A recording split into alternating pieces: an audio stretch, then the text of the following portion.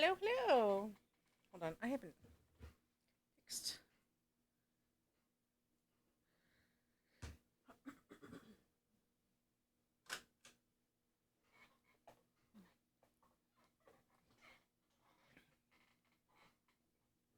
Hello, hello, hello. Sorry, I just quickly ate something. I'm always eating. Listen, if you're the type of person who uh can't stand someone eating on stream, I'm not the place for you. You know?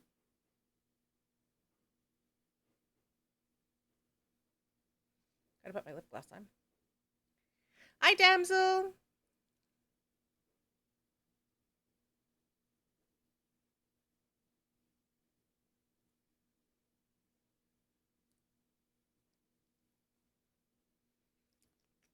How are you doing today?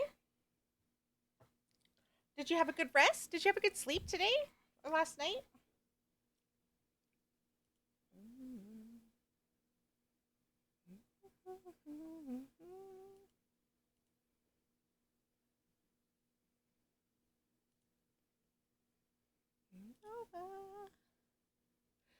Listen to what I say. Got to get around.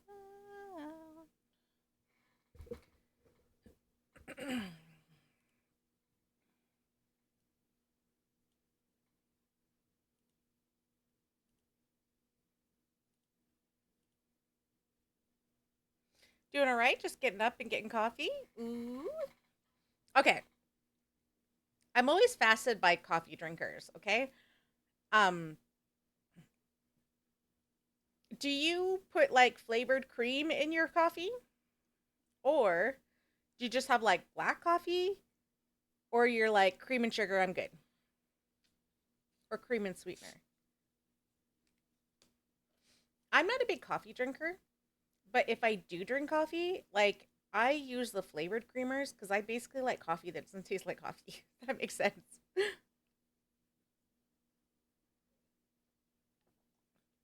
A splash of vanilla creamer and sugar. Mmm. See, that sounds good, but I'm like half vanilla creamer and sugar.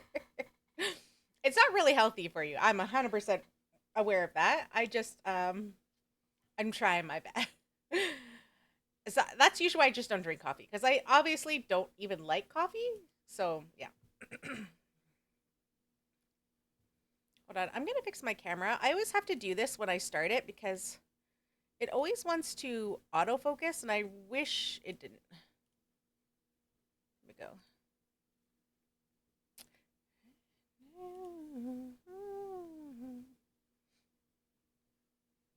Also, I forgot to remove this one.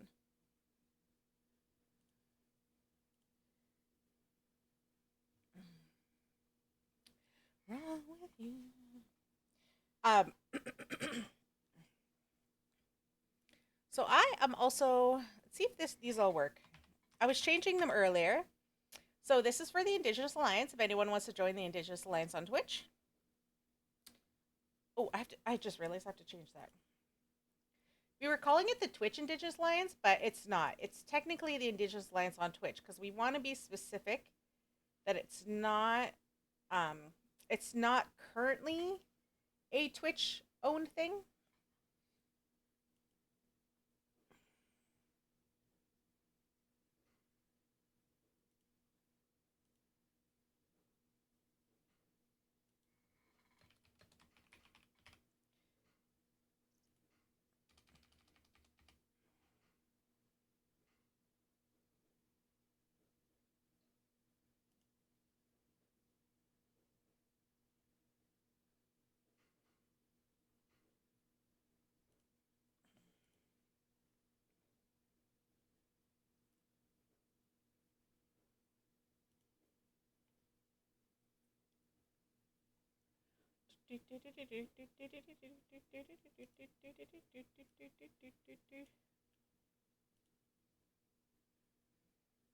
Okay.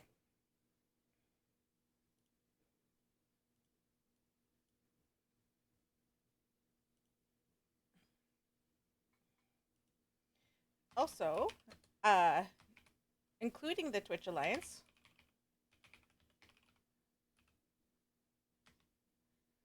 should also do that one. Oh, last time we were playing Lethal Company, apparently. So the Four Directions. The Four Directions is an all Indigenous stream team, and we occasionally play games on there too.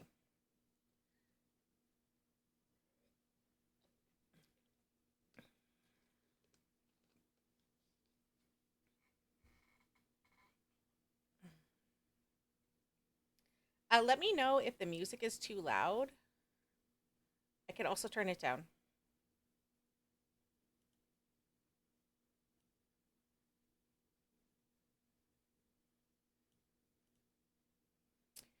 So yeah. So today I wanted to talk about it's a good level. Okay.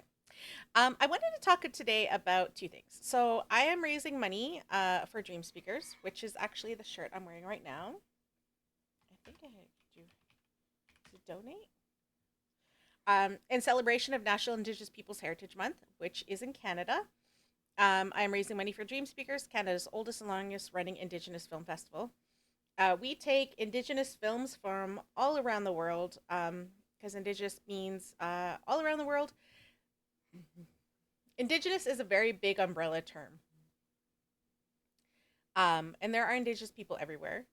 And but there is a certain kind of like classification to figure out how you can determine who the Indigenous people of that country are. It doesn't mean originally from, so it's not that sense. um, so yeah, um, yeah, we take films from everywhere, and there's so many good stories because the part of it is that a lot of us have been colonized or disenfranchised or just removed from our land, um, and basically some cases almost wiped out by people. So Miranda, hey, ooh, thank you for the 4 months. Here, let me give you a shout out.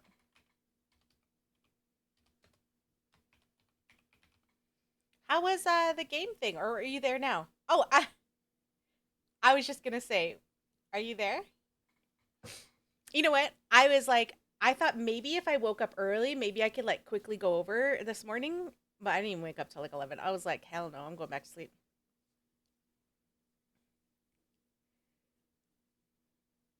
Is it fun? Is it good? Are you liking it? I know there's a lot of questions.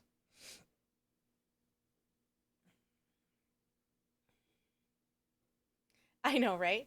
Well, even after so my stream, so when I raid over to the next person, it's gonna be 3:30. I don't even think by the time I get there, I would only get there for like the last hour. Yeah. It wouldn't have been such a big deal if I wasn't leaving tomorrow. I also still have to pack. I am I am such a procrastinator. I'm a last minute packer. Okay, let's see. Na,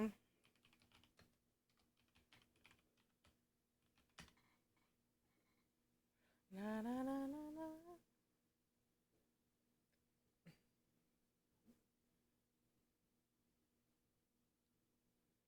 I got a t-shirt from Fem Gaming. Yay!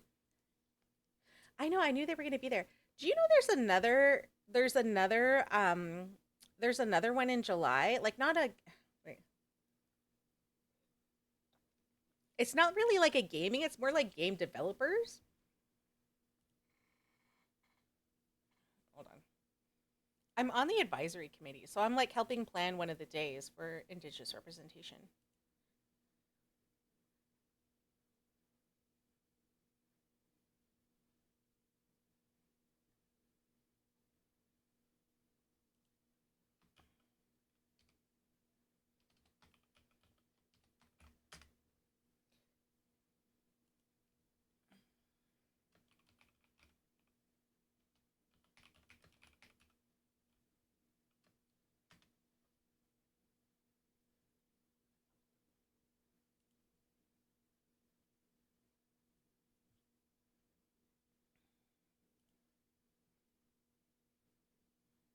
Yeah, so I'm planning one of the days. I'm on the advisory committee for hold on, let me it's a long name. The acronym is IDIG, so IDIG. So it's the Indigeneity and Diaspora in Games Summit, which is one of the days of GDX. Here, hold on, I brought up the website.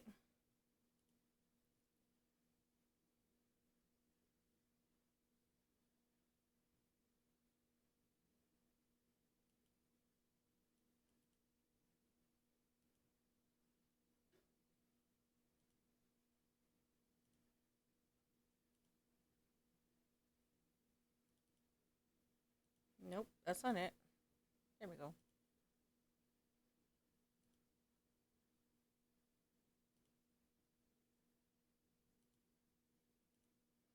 Hold on. Can I do this one instead? There we go.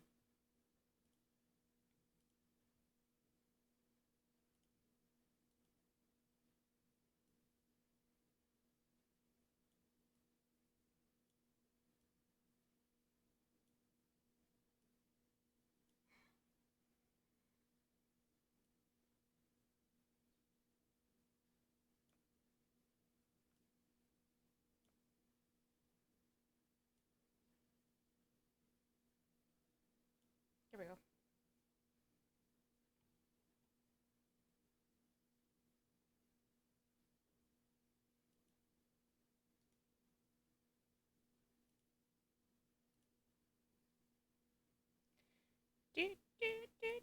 Yeah, so GDX. So it's Interactive Arts Alberta.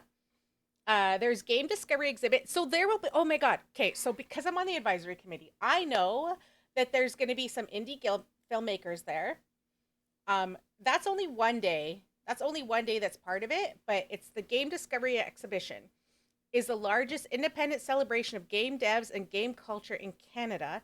It showcases talent from Alberta and beyond. GDX is a conference July 19th to the 20th, and exhibition is July 21st to the 23rd. The exposition is located at K Days, the largest festival in Edmonton.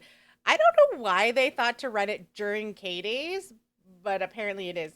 The event that I am part of is not going to be held at K Days. It's going to be running at the same time, but not during K Days. I know, right? Like, do they realize how big K Days is? I'm like, I mean, I guess you're going to get an audience, right? The event that I'm doing, we don't actually have a location yet. That's one of the things that we talked about. They're supposed to, it's either going to be at Nate or it's going to be Grant McEwen. We're still trying to figure out where the location's going to be. But my understanding is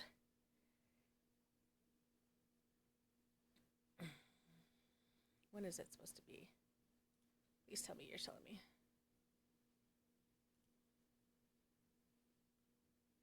What is happening here?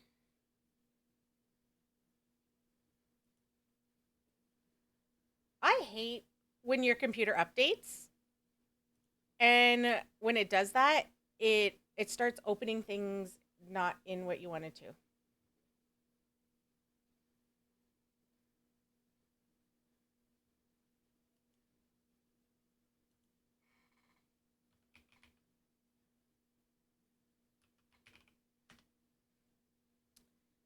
Mm.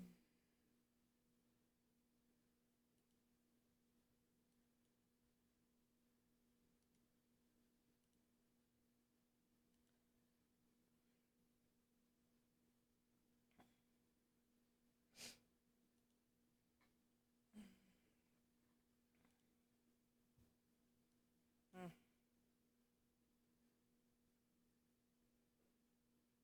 Apps. Default apps.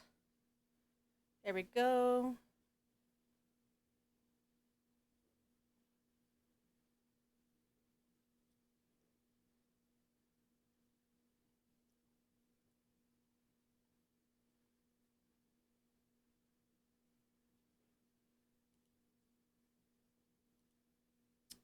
There we go. Oh,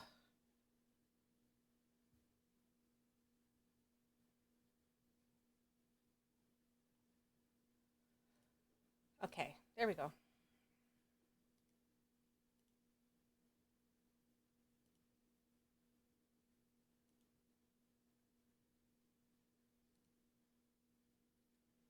Jesus. Okay, hold on.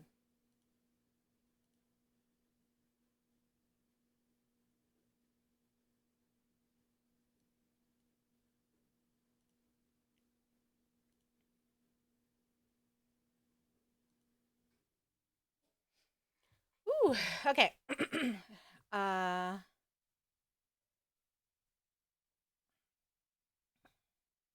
so many DVD characters here. Lol. Wait, are people cosplaying as DVD characters?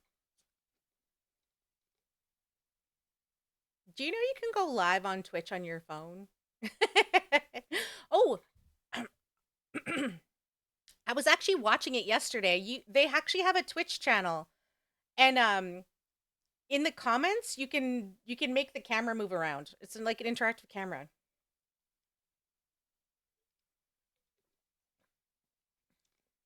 Wait, we'll look into it in a sec. Okay, Jesus. Okay, so the game conference, July 19th. The exhibit. So there will be people there showing their games, indie games. It's going to be like fun discovery. They do, and they're live now. We just hunted down the camera. Wait, go to the camera and wave. Hold on. Wait, let me see. Pick it up.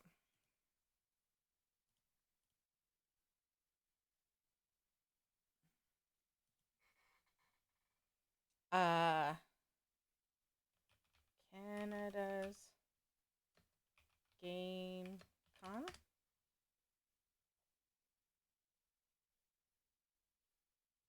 Right.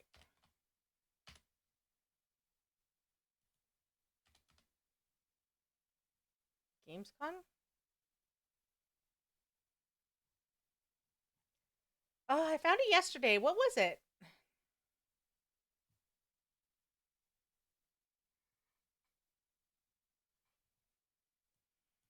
Is it Can Game Con? No.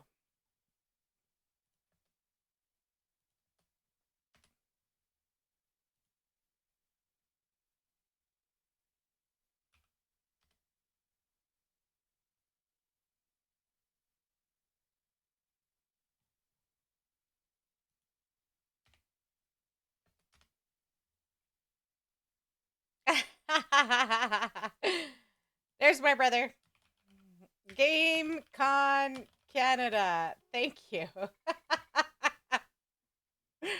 Travis, Jesus. Take you long enough. I've been struggling here for a minute. Hold on. I have to unmute it. Hold on.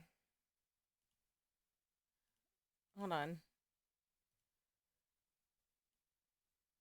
Okay, hold on. I've got 1,000,001 streams in the back. I'm currently lurking in 3 raid trains, including the one that's supposed to come to me in a sec. And of course, I have Chanel's stream open.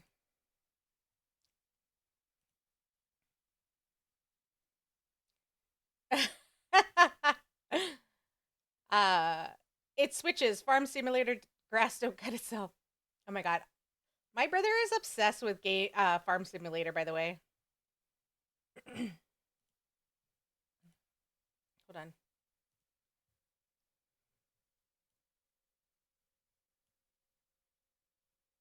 Ooh, LF Gaming. I have this chair. I actually broke my chair. This chair costs quite a bit. It has like 10-year warranty though on it. And I was like, y'all, something's wrong. And they were like, well, you can either bring it to us and ship it to us, or we could ship you the parts. And then I was like, okay, I don't know how to fix it. So I made my brother fix it. It was really hard.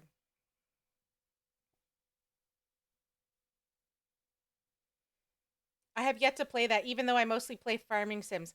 Wait, is it still free? The game was free to download on Epic? Was it Epic?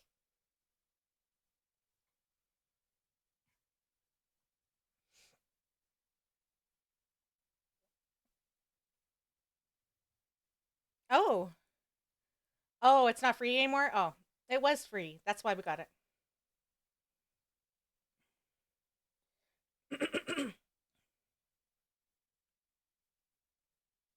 What is this?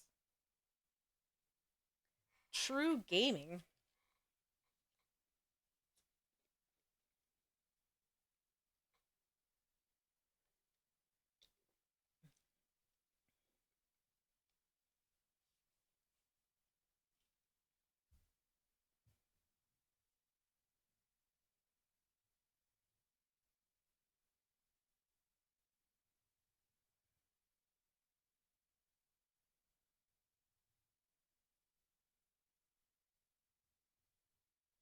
I know, darn commercials.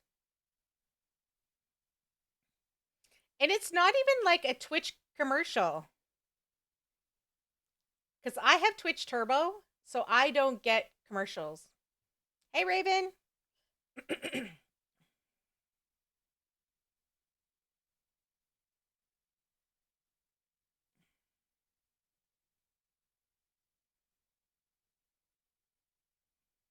Yeah, it's event commercials.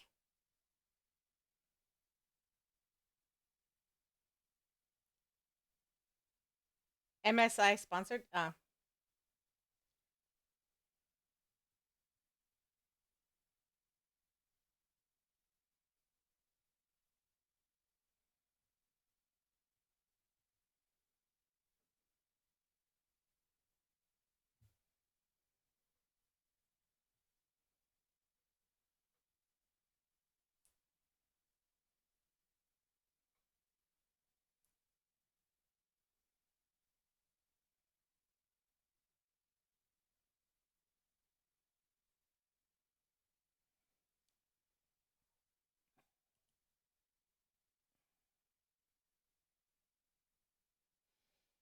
I mean, I just want to know how long this commercial is.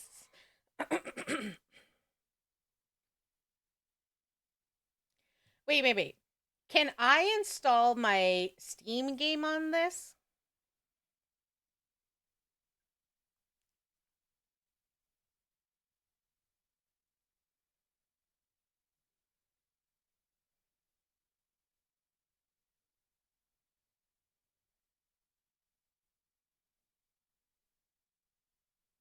It's trying to make portable gaming.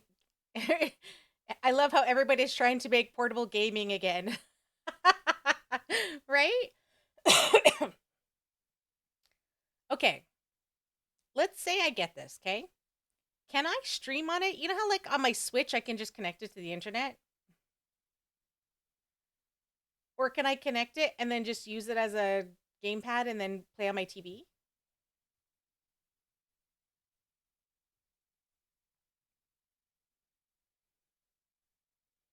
It's a really expensive $10,000 game. I don't know how much it is. Did they say? MSI Claw review. Oh, there we go. Oh, people are walking around.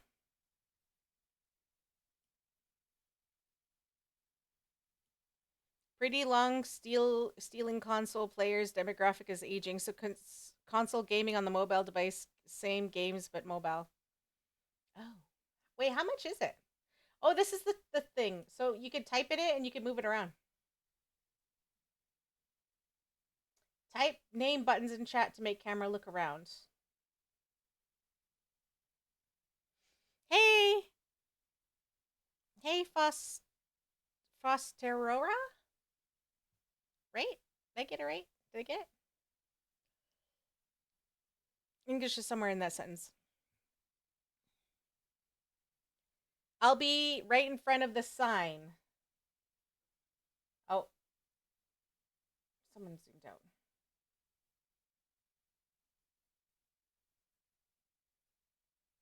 Dang. Wait. Is it B?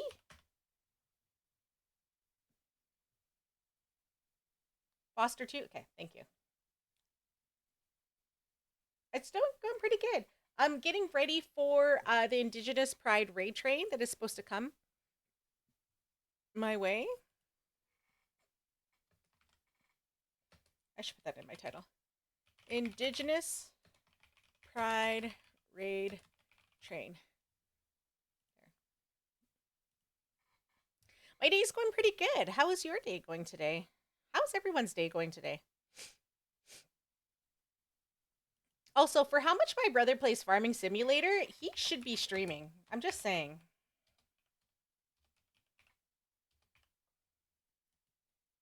He should be streaming, but he's not. Not going to happen, I think, lol. Wait, hold on. I think I can make it go out during the sign. No. Down?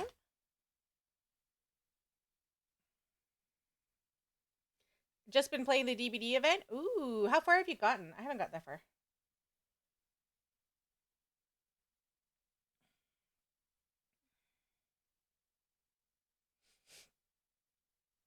It's my first week at home in 2 weeks because I had been traveling for work, so I'm happy to be home gaming. I feel you. I just came back from a festival. I'm literally home to do this RaidTrain stream today, and then I still got to pack, and then I am out again tomorrow. I was invited to a YouTube content creator invite only event, so I'm going to Toronto for 1 day and then coming home. Okay, is B out? If A is in, B is out, right? Am I correct in saying that? I was just in Toronto last week. Oh, there we go. Okay, you were in front of a sign. Is there a sign specifically? What sign?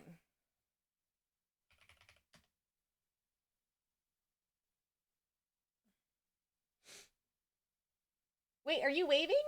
Who's waving?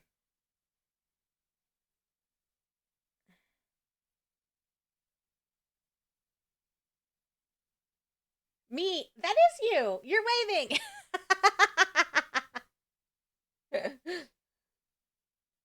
Everyone.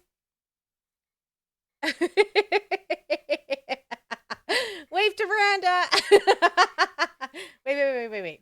How do I zoom in? Wait.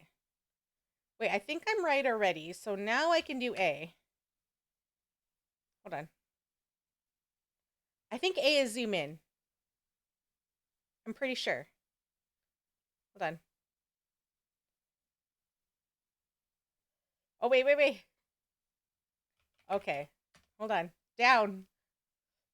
It takes a while. It takes a while to it takes a while. Wait.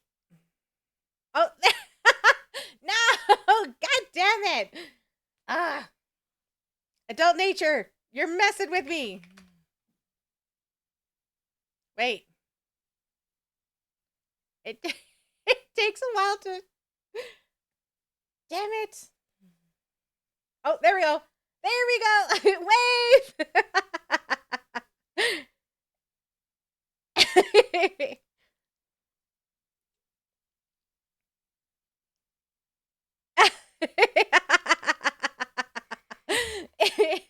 It's Miranda.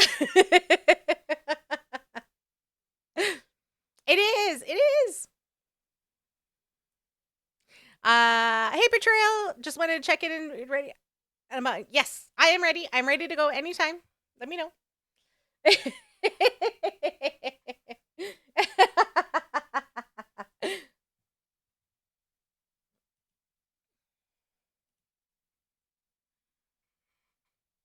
Okay.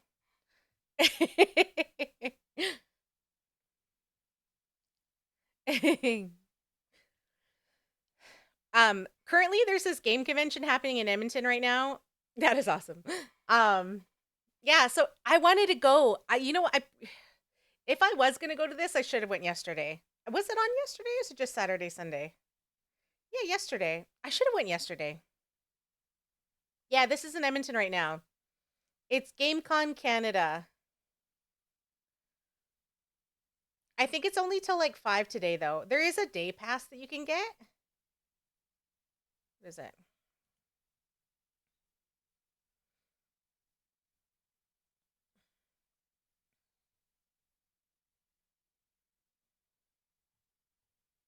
Yeah.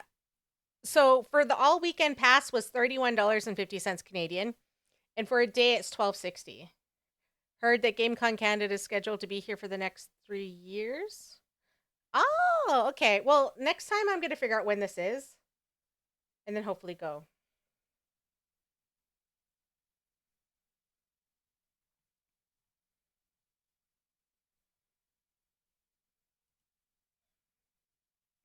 Ooh, powered by TELUS. Did you know I'm on the TELUS advisory committee until July 31st, and then I'm done my term. Although I was talking to the main boss who like oversees all the TELUS like broadcast network stuff, and he was like, how do you know you don't want to serve another 2 years? I'm like, no, because I'm on the advisory committee, I can't apply for any grants or anything that they do because it's a conflict of interest because I'm on their advisory committee. And I'm like, I want to apply for some of the grants and I can't do that if I'm on the advisory committee.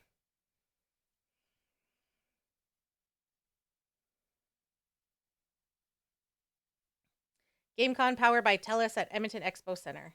Yeah, that's where it is, Edmonton Expo Center.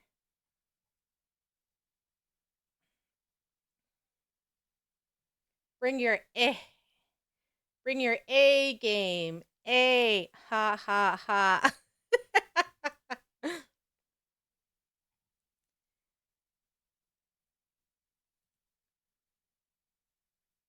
Mhm. Bring your A game. A. Oh, ticks for creators.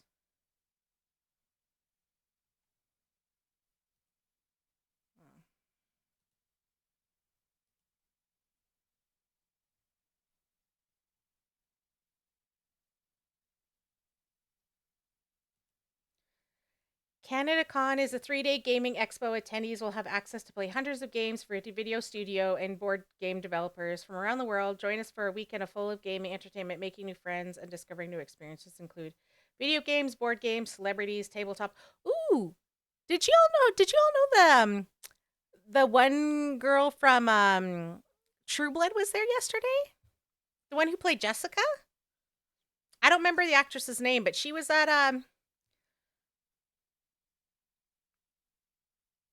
All right, Miranda. Good luck on the giveaway. Yeah, there was an actress from True Blood that was there yesterday.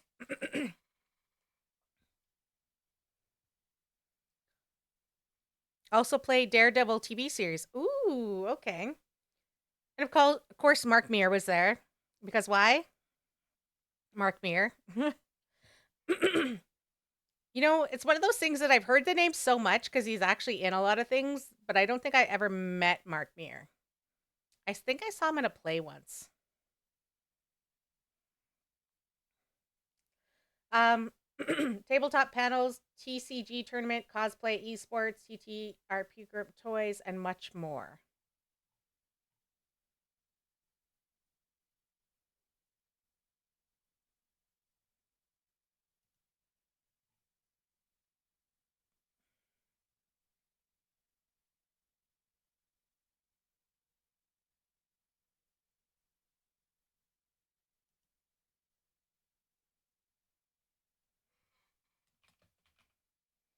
I already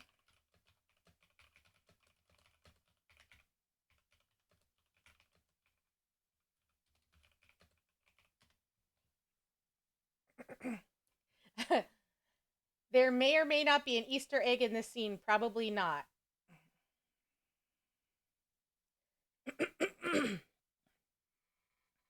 Oh, I think I. Why am I already losing my voice? I should have brought my halls.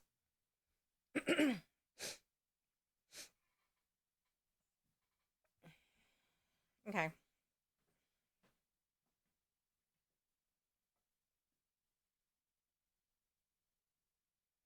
However,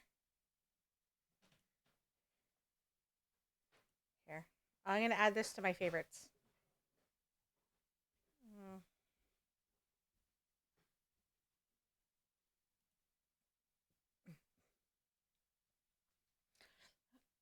Oh, thank you. Y'all, I'm recovering from bronchitis, so um, I've been living off hulls. Actually, I just finished my antibiotics last night, so I'm doing better. But sometimes when I talk too much, my throat has been bothering me. So my brother bought me my hulls.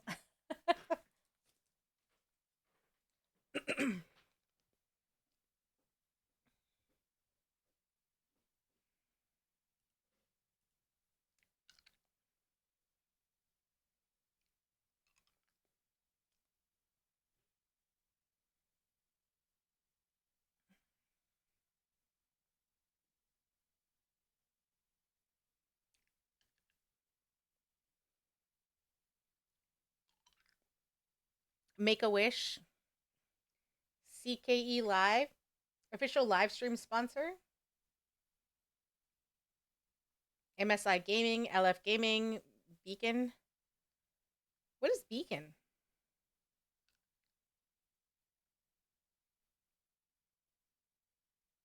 Is it audio stuff?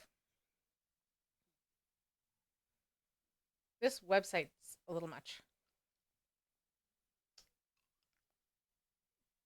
Avery, GameCon Canada Stream Team, Curly Q.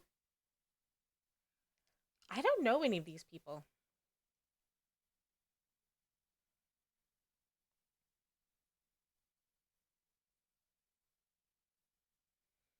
I don't know any of these people. Are they local Edmonton streamers?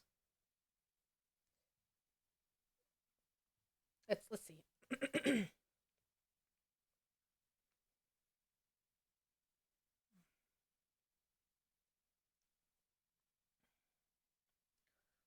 Xset Gaming Creator.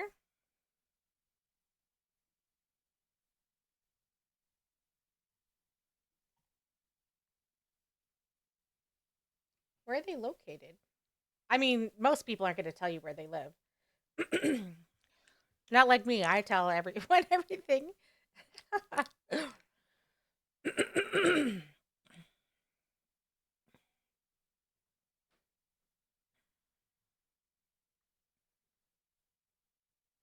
Are they even Canadian?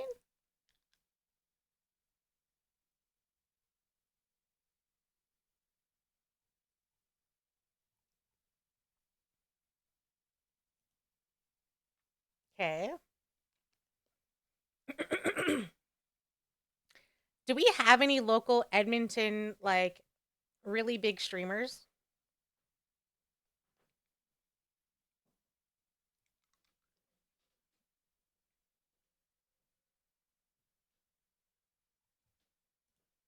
Okay, I'm gonna mute this because I want to listen to my own music. Okay.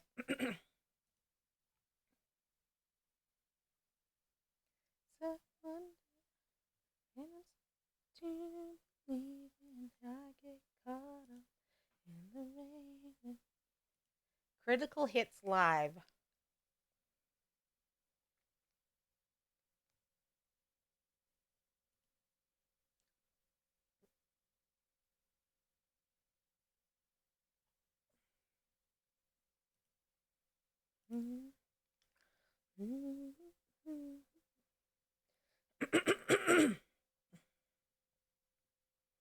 Curly Q. Why do I feel like I've heard this name before? Power Wash Simulator, Even Shooters.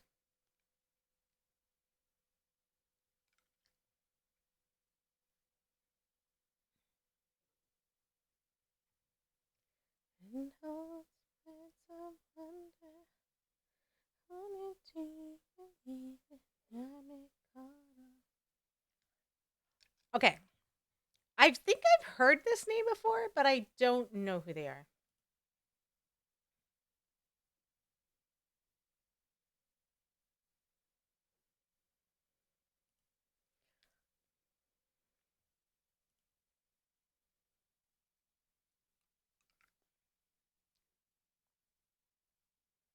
Um,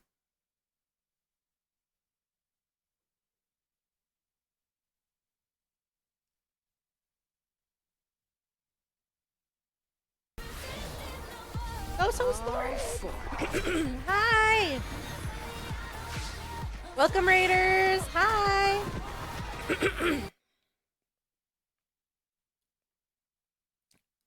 Welcome, welcome. Let me give you a shout out.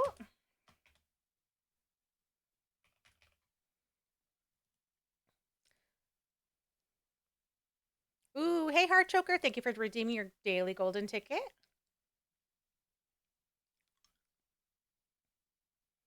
Oh, I was lurking in your stream earlier. Now I'm in my stream.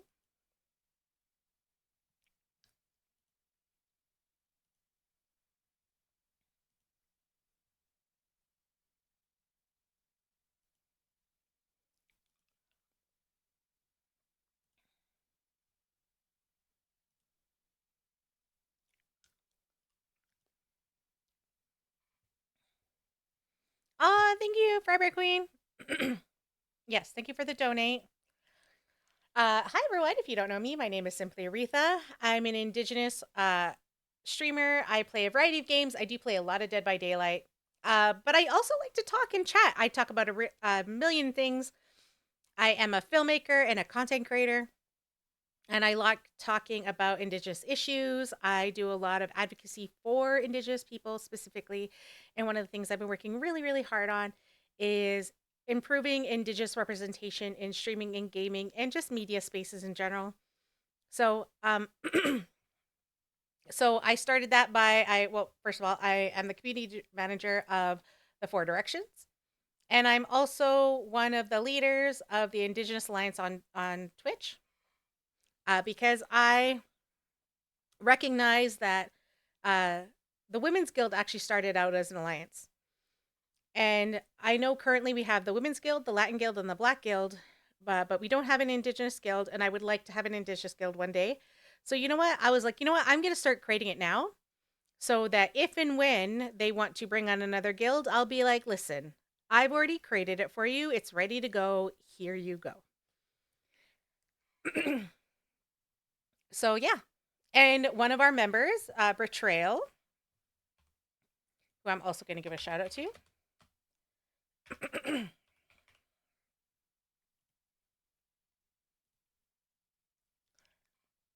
um, was the person who coordinated and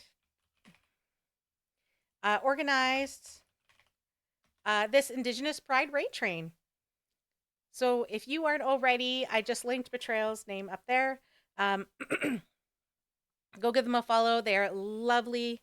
And we need to give them a round of applause. Everyone, hype in chat. Hype in chat for Betrayal for organizing this and putting this all together and making sure everything's running smoothly over the weekend.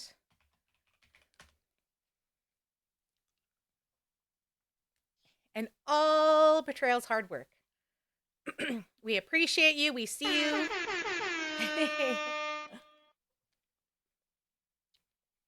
And we love you.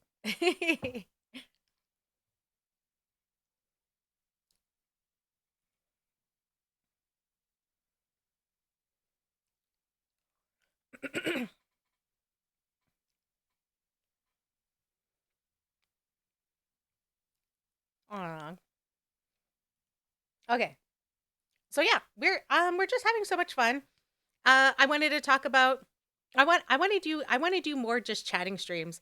And to be honest, I would really like to even eventually getting to a part where I either start with just chatting and then go into games, you know? But I figured today we would do just chatting. I was part of another raid train last night that went till about 2 in the morning.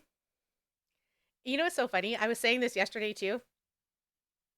Um, so when you do a raid train, what you do is you ask for people's availability. When would they be able to stream or join or whatever? And I was part of 3 raid trains. The Ace Arrow raid train, the Twitch Unity Guild raid train, and the Indigenous Pride raid train. So I was putting my availability, and I wasn't available for a good chunk of time because I was at Banff World Media Festival, which, if you don't know, it's a huge, huge festival. Actually, we'll look it up in a sec.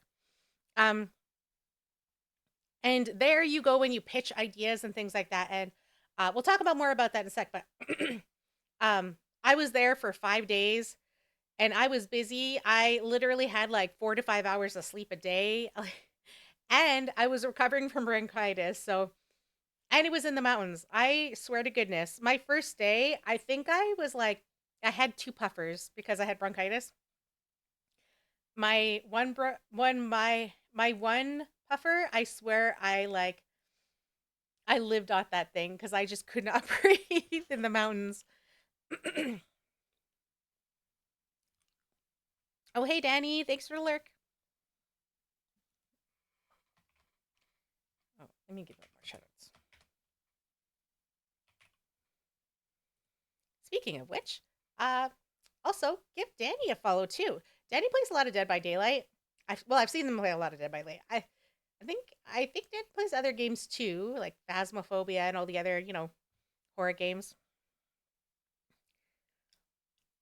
If you want someone to check out, make sure you check out Danny.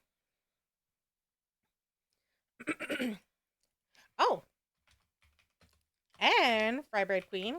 Just giving everyone shout outs.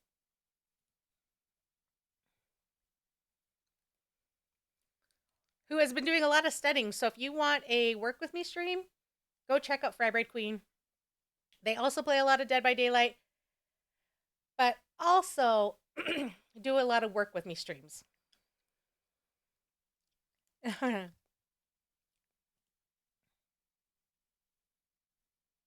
We loved it. We do love Dead by Daylight.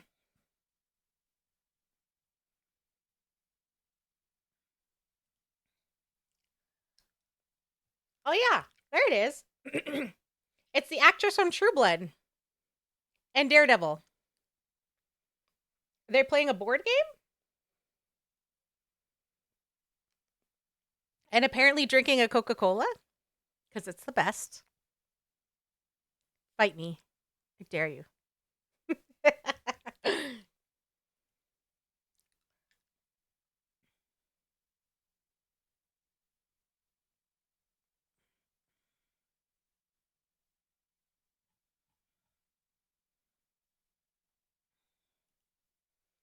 Fight me too.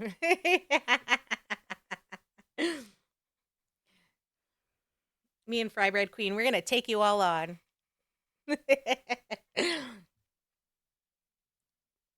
Wait, what board game are they playing?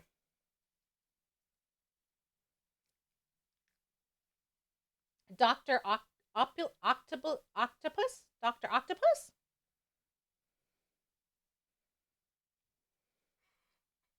Hey, Binks.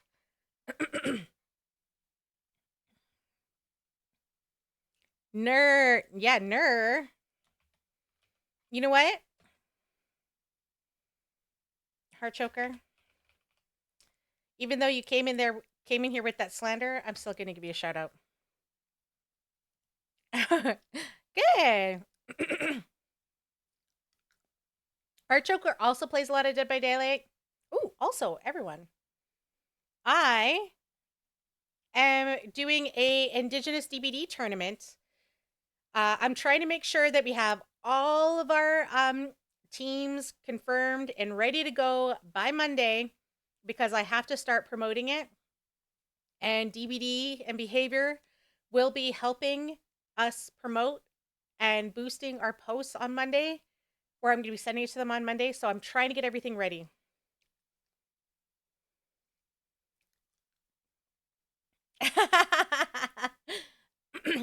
So don't forget to come check us out June 23rd, 2024 at 5 p.m. Mountain Standard Time. I will be hosting a DBD tournament. We will also be raising money for Dreamspeakers. Also, I think I saw that I actually missed.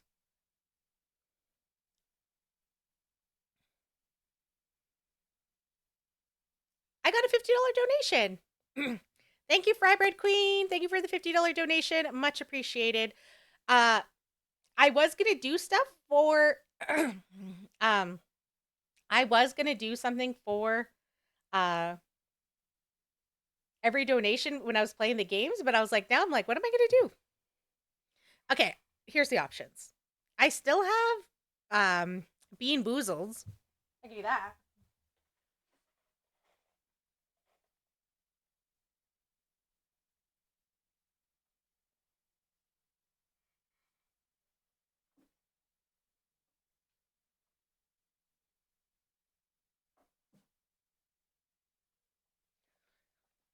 I thought I had spicy beans somewhere.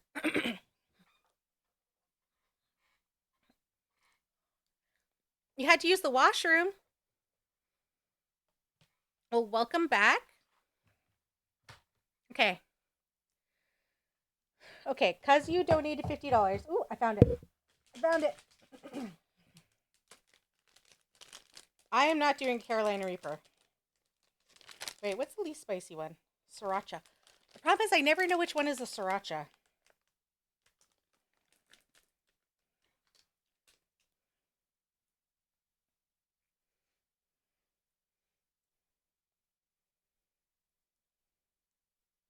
Okay. I have one. I have one jalapeno or jalapeno pickle juice shots. To be honest, I wouldn't mind pickle. I love pickles. Okay. You're Indian from Alaska? Well, welcome on in. Oh shoot. Not the ad.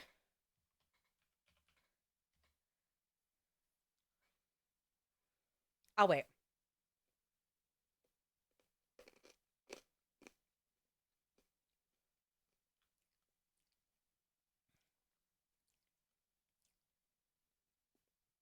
Wait, Betrayal, you weren't here?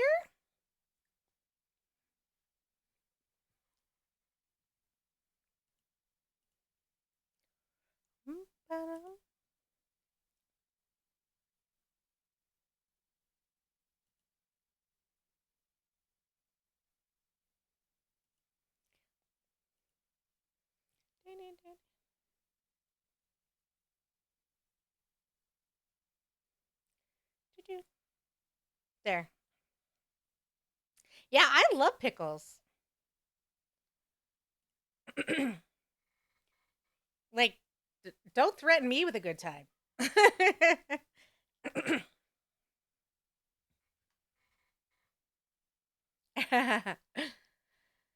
Betrayal, you weren't here. Were you even here when we were giving you the hype and all the stuff and congratulating you and thanking you for doing all the organizing of the raid train?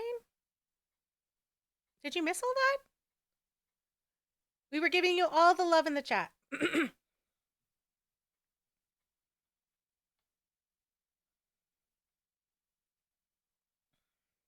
You're welcome. Okay. Frederick Queen. I will eat one jalapeno or jalapeno bean or a spin of the bean boozle. What do you want? What would you like? Oh no! Spin. Okay. We're spinning. We're spinning.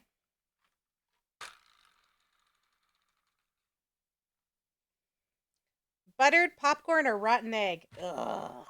I always get rotten egg. Okay.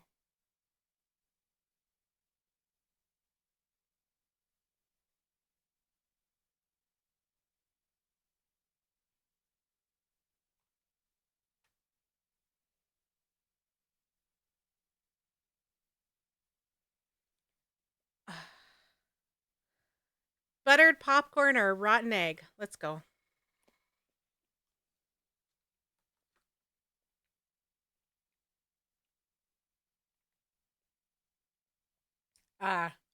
Buttered popcorn.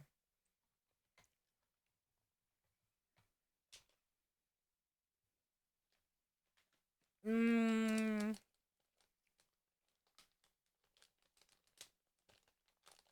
I either need to get more. I've had these forever. The bean gods were nice to me. They were.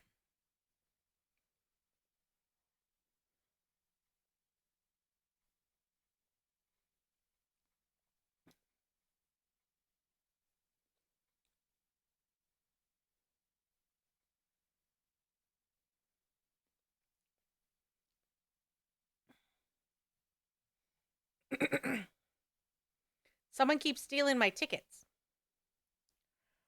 Wait. Oh, So at the end of the month, it gets renewed. So have you collected one since the last one? So the way it works is, here, I'll go to my channel. Yeah. So at the end of the month, here we go. So daily golden tickets. Claim your daily golden tickets. So I wipe them out every end of the month. But what I do is before that, I do top 5. So last month for May, the top 5 in May was Miranda, Frybraid Queen, Warlock of Magic, Damsel, and Tasha Who. Now, Tasha Who's my mod, so she doesn't need it. So everyone here who got top 5, they were given VIP. So if someone has VIP in here, it's because they were it means they were a top 5, which Heart Choker was top 5 last month. And then what I do is I take these people, I put them in a little, like a spinner thing, and whoever wins gets a free gift sub.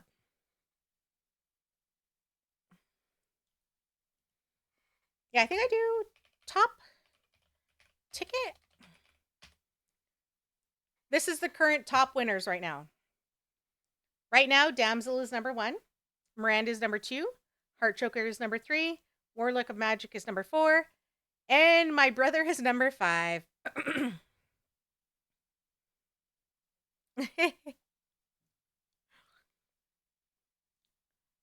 Yep. That's why you got to make sure you check into my streams, even if it's just to come and collect your daily golden ticket.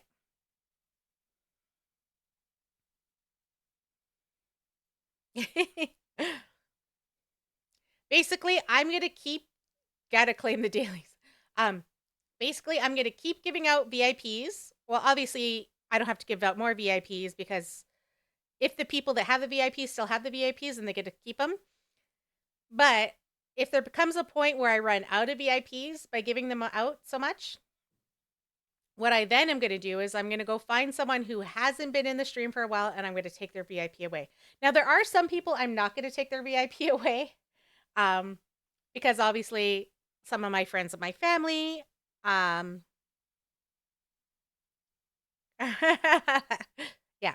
So if you haven't been here a while and you have a VIP, because I used to give them out to just anyone. Well, I know I used to give them out to like a lot of people. And some people just haven't been around, which is fine. But it's like, well, why do you need a VIP then, right? And I know some people have given them out to their teammates. I'm on a lot of stream teams. That would be a lot of VIPs. Although I have about 50 VIPs right now. I think you gain more VIPs for how many people actually chat. No more free handouts, Chief and Council says so.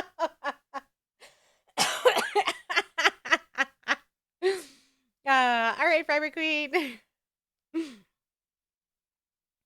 I did that with a couple of my first badges. Yeah, there was a couple too. And some people some people who I've known for like that I started out with and were like, you know, really good friends and stuff like that. And then for whatever reason, we no longer talk. And so I was like, I'm taking away your first badge. Because yeah.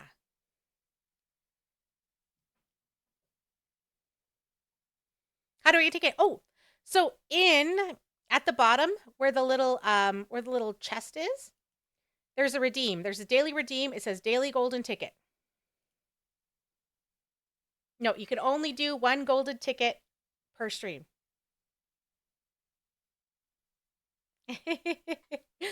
Although I will say this, I actually watched a creator talk about doing this, and I was doing it, and while I was doing it, Chanel also was doing it, and so we were doing it at the same time. I was like, yeah, that's what I'm adding, and she was like, I added mine too. Although she helped me fix mine because I messed it up.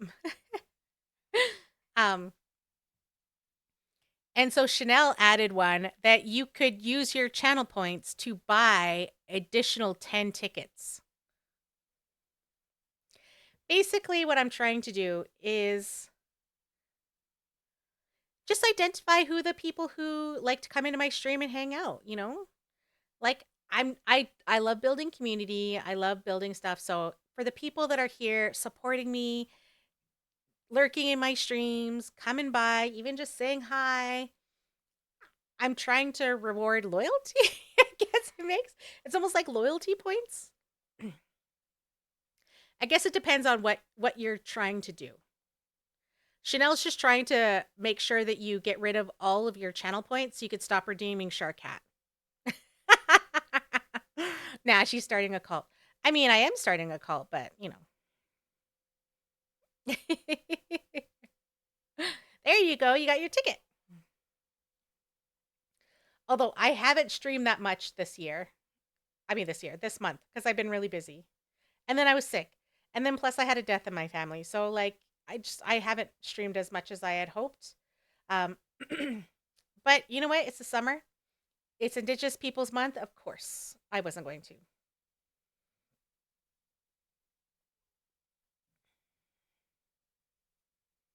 Who were you excited about meeting in Banff? Okay. Ah. Okay. I Okay. We'll talk about Banff. Okay. Okay.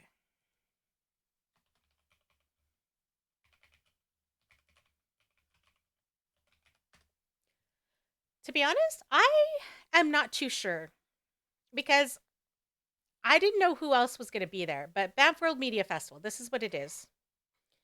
It's a lot. It's tough to stream consistently all through the time. Yeah, exactly. And like, like I said, I had a death in the family. I was sick. Um, I was going to an event. Plus, I'm a filmmaker and I'm currently working on two projects.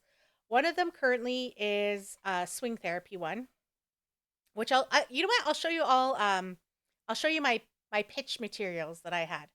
But one of them is a swing therapy documentary, which is about Indigenous swing therapy as a form of trauma therapy, and it was developed by Dr. Darlene Auger, and she did a study to show that this 10-year trauma therapy that she developed through a vision she had actually does what it says it does, which is resets the body system by the rhythmic movements and the ceremony of swinging someone in a swing. So, um, so this year, introduced to the 24-hour content advisory board. This was who was there. Okay, Jennifer Podemsky was not there. Her name Jennifer. Yeah, I'll show you all in a sec. So 2024 participants needed. So Netflix Banff Diversity of Voices. So I was part of Diversity of Voices, and one of the things that I did was I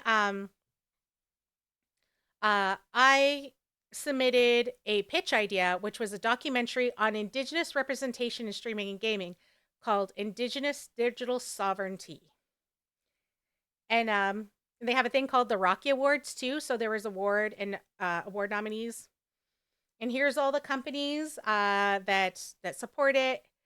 So I had a meeting with A&E, I had a meeting with someone from Disney, and I had a meeting with a producer out of BC called Anamikasi. They're an Indigenous production company. Hey, Roger. So here are all the companies that go. I need a producer. You in? Roger, you know I would come and produce anything with you. Listen, I need a producer. Are you in?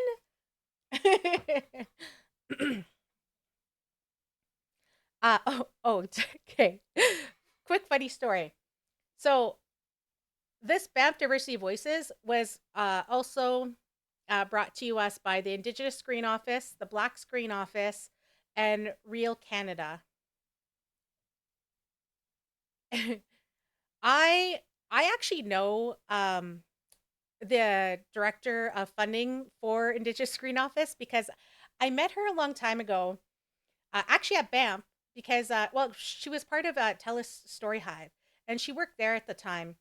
And I remember we were talking, and she was like, "Hey, I want to go to Calgary, but I don't want to wait for the bus." And I said, "I drove. If you want, I will drive through Calgary, and I will drop you off at your hotel if you want to go now." And she's like, "Yes, please." So I ended up driving her from Banff to Calgary, and then I drove home. And she actually left her scarf in my car. So then I shipped it to her, but she the way it works is she actually lived on an island because her reserve's on an island and that's where she lived. And so she had to come into town to pick it up from the thing, but she kept forgetting about it. So her scarf got shipped back to me. And so I was messaging her going like, "Hey, I got your scarf back. You didn't pick it up." And she was like, "Oh no, I totally forgot about it." So she's like, "Can you send it again?" Again, she paid for everything. She sent me the money for it. So again, I shipped her scarf back to her. She finally picked it up. It was so funny. Because I was like, I swear we spent more in shipping than probably the worth the scarf was worth. Like seriously. It's so funny. Anyways, so I know the Indigenous Screen Office Director of Funding better because, like I said, we've known each other for a while, and I've met her at Banff every time, and so I've known her. So we were at an after party. We were at a bar, and I remember earlier that day I was in the elevator, um, and someone was asking me where I was staying, and I said I was staying at the Rimrock Hotel in Banff, and because she was like, "Oh, are you staying in town?" I said, "No, I'm staying at the Rimrock this year." And she's like, "Oh, yeah. Did you hear?" She's like, "Don't go outside. Did you hear? There's two bears that are hanging around there." And I was like, "Oh, shoot." I'm like, "Okay." Now, if you didn't know, this festival itself is actually at um um Banff Springs Hotel. and and they're like literally like you go up a mountain, Banff Springs is this way, Rimrock's that way. Like they're pretty close to each other, but they go different directions on the mountain. But they're close to each other. And so after I got out of this after party, um I was talking to this lady outside and I was like, "Hey." Um and she was like, "Hey, are you going back to Banff Springs Hotel? Are you staying there?" And I said, "No, I'm actually at the Rimrock." She's like, "Oh, okay." She's like, "Are you going to take a cab? Like there I think the cabs pick us up over here." And I said, "No, no, I'm not. I'm with some friends." She's like, "Oh, okay." And she's like, "Well, I'm trying to get a cab, but I don't know how." And then so I'm like, "Well, maybe we'll Google, we'll figure out where and we'll tell them where to pick you up." And then she's like, "Well, maybe, I don't know, it's nice. Maybe I'll walk back." And here I am thinking about the two bears that are in the area, and I'm like, "No, no, no, don't walk." I said, "I heard earlier today that there's two bears by the hotels. Don't walk." And we're in the mountains, right? Like it's a national park. The wildlife are allowed to roam there freely. Like you don't want to come in like you don't want to meet the bear, right? So I was like, "No," especially since yeah. I was like, "No, no, no, don't do that." So then she was like, "Okay, well, I'll just go over here and I'll call a cab," because she's like, "Yeah, I could just look it up." So I'm like, "Okay." And then my friends came out and I was like, "Oh my God," she was trying to walk home and I was like, "Don't do it."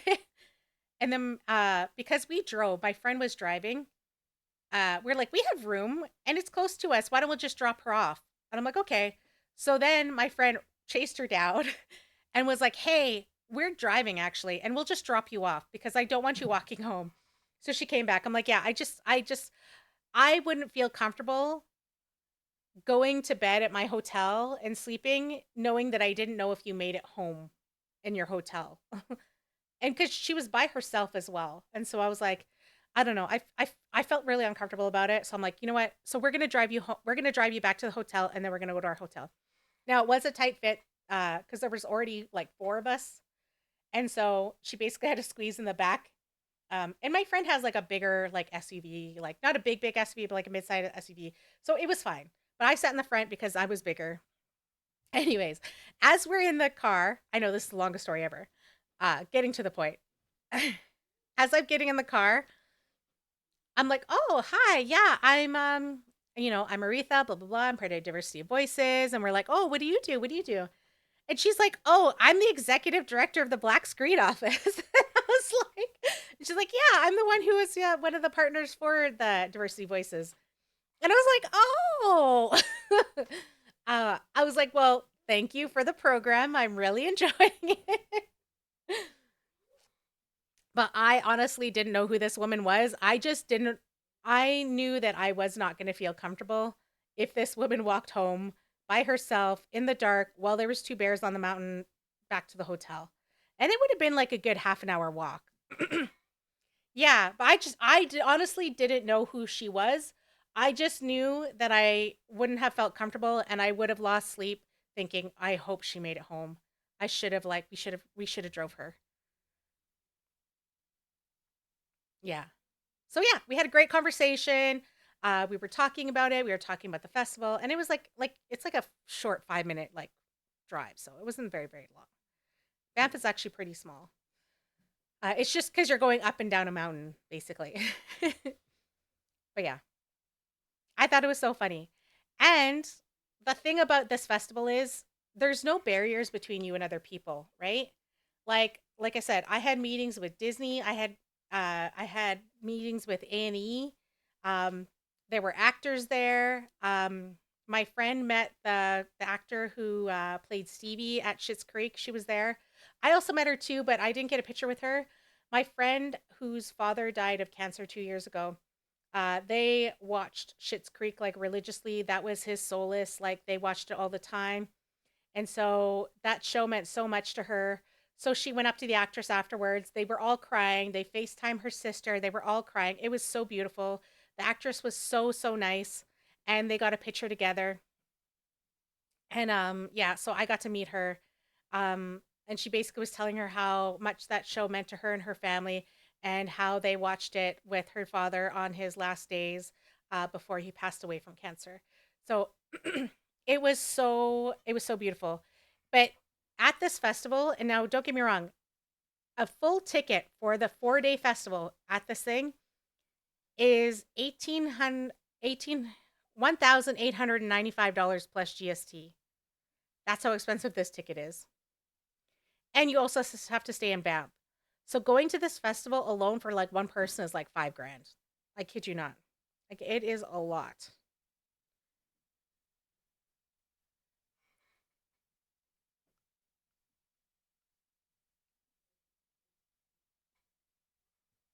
Mm-hmm. Yeah. Father's Day is tomorrow as well too. So happy Father's Day, everyone. So, anyways, but this is a big pitch festival. Everyone there is trying to pitch a TV show, a movie, a podcast, talking about their programs. Um, the place that I work is one of the festival part. Oh, Real World, that was the other one. Out TV was there. YouTube was there. I met with YouTube as well.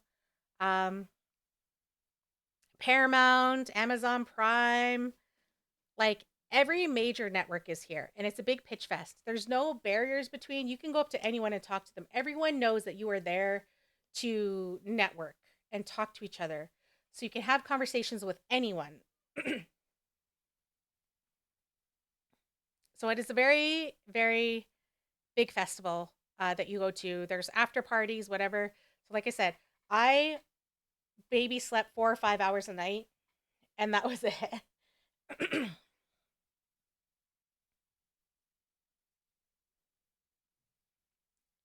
Yeah, it is. To be honest, the first year I ever went, I was afraid to talk to anyone, and I always say I'm an introvert.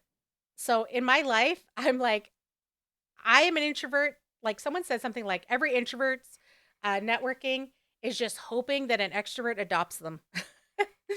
And that's what happened for me. I had a friend, her name is Ava. She actually just won a Canadian Screen Award this year. I met Ava there through Roger, actually. And she was like, "Did you talk to this person? Did you talk to this person? Did you talk to this person?" Because I was telling her about this project. And I was like, "No, I feel really shy and I don't want to just go up to them." And she's like, "No, no, no, that's what we're here for." So she like literally took me and was like, "I'm going to introduce you to these people." So I'm like, "Okay." So she introduced me to like CBC and like 10 of other like TV shows and funders and networks and stuff. And she's like, "Yeah, this is so and so. This is Aretha. She's blah, blah, blah. And this is her first time here." And she literally took me around and introduced me to everyone. And the thing about networking is that you want to go to these events so much that even if you don't meet someone that year, that they remember seeing you, and they remember seeing you multiple times, to the point where when you go there, you know everyone. And that's what networking is. It's about building relationships and making sure that you are like just planting the seeds. You don't have to get like, you don't have to pitch people there. You don't have to do anything there. But the amount of emails and contact information I have toward in the industry from this event is huge.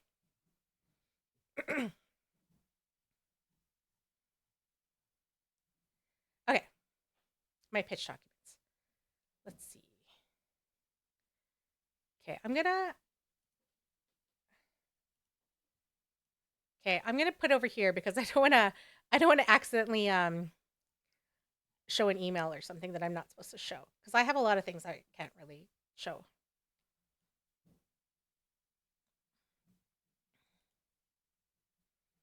Okay, so I have 3 projects.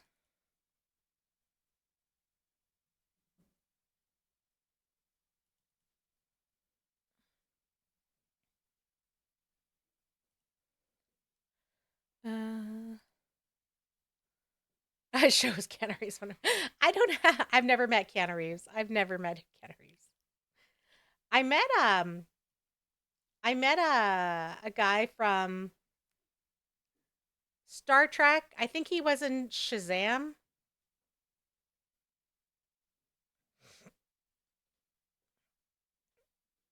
And to all the ones I love, he's an actor. He was in those shows. I met him last year. Funny story.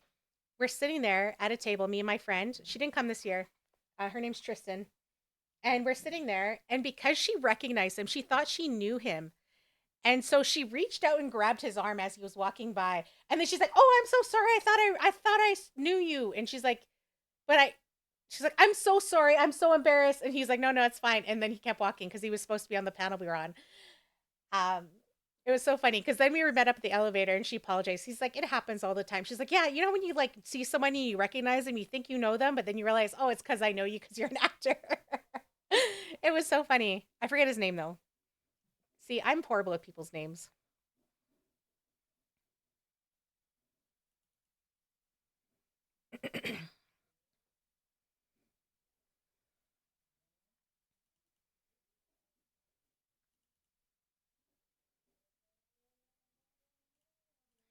Okay, I did pick. Okay. Okay, one more. We haven't even got to what I was going to talk about, the pink paper. I'm going to get there eventually.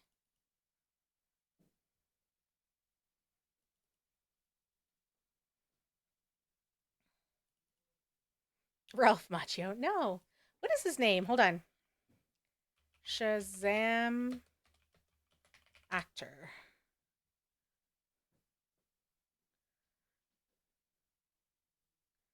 No, not that guy. Is it Shazam? It was The Rock, right? Hold on. Okay, IMDb. Sorry. Oop.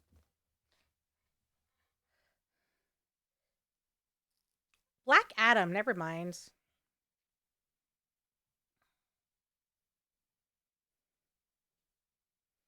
Noah Centino. Noah Centino. To All the Boys I Loved Before, The Perfect Date, and Black Adam. And then he was also in.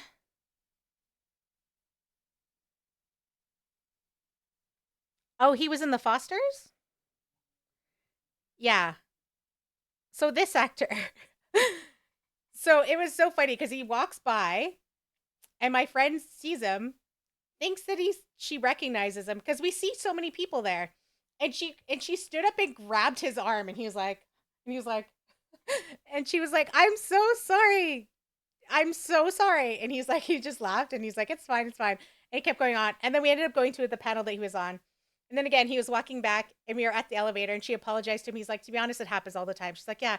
You know how you like recognize someone and you're like, oh, I know this person," but you're like, "No, it's because I see you on TV."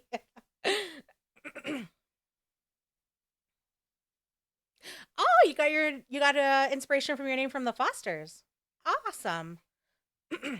I did watch. I watched the Fosters. I don't think I watched the last seasons though. It was always one of those things that I meant to go back on.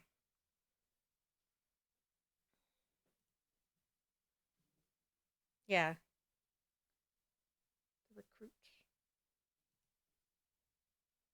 Yeah. So he was there last year, and then again. So last year I broke my foot. If you didn't know, I broke my toe and my foot.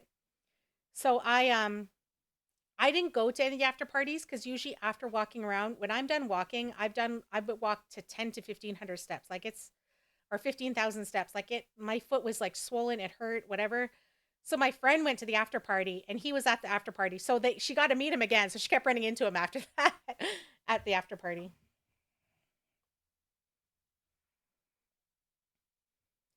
He ended up replacing the actor for Jesus Foster. Okay.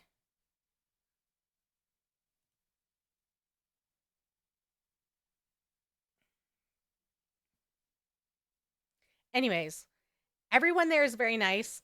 Like because it is a big networking event that you're not only doing networking and you're building relationships and, you know, really talking to people. I've never known anyone to have a bad experience or someone not being a good person there, like not being a nice person. That is the place that you do not want to do that. Everyone there is building relationships, and if anyone there has a poor attitude, we will all know about it and you probably won't be back. Yeah.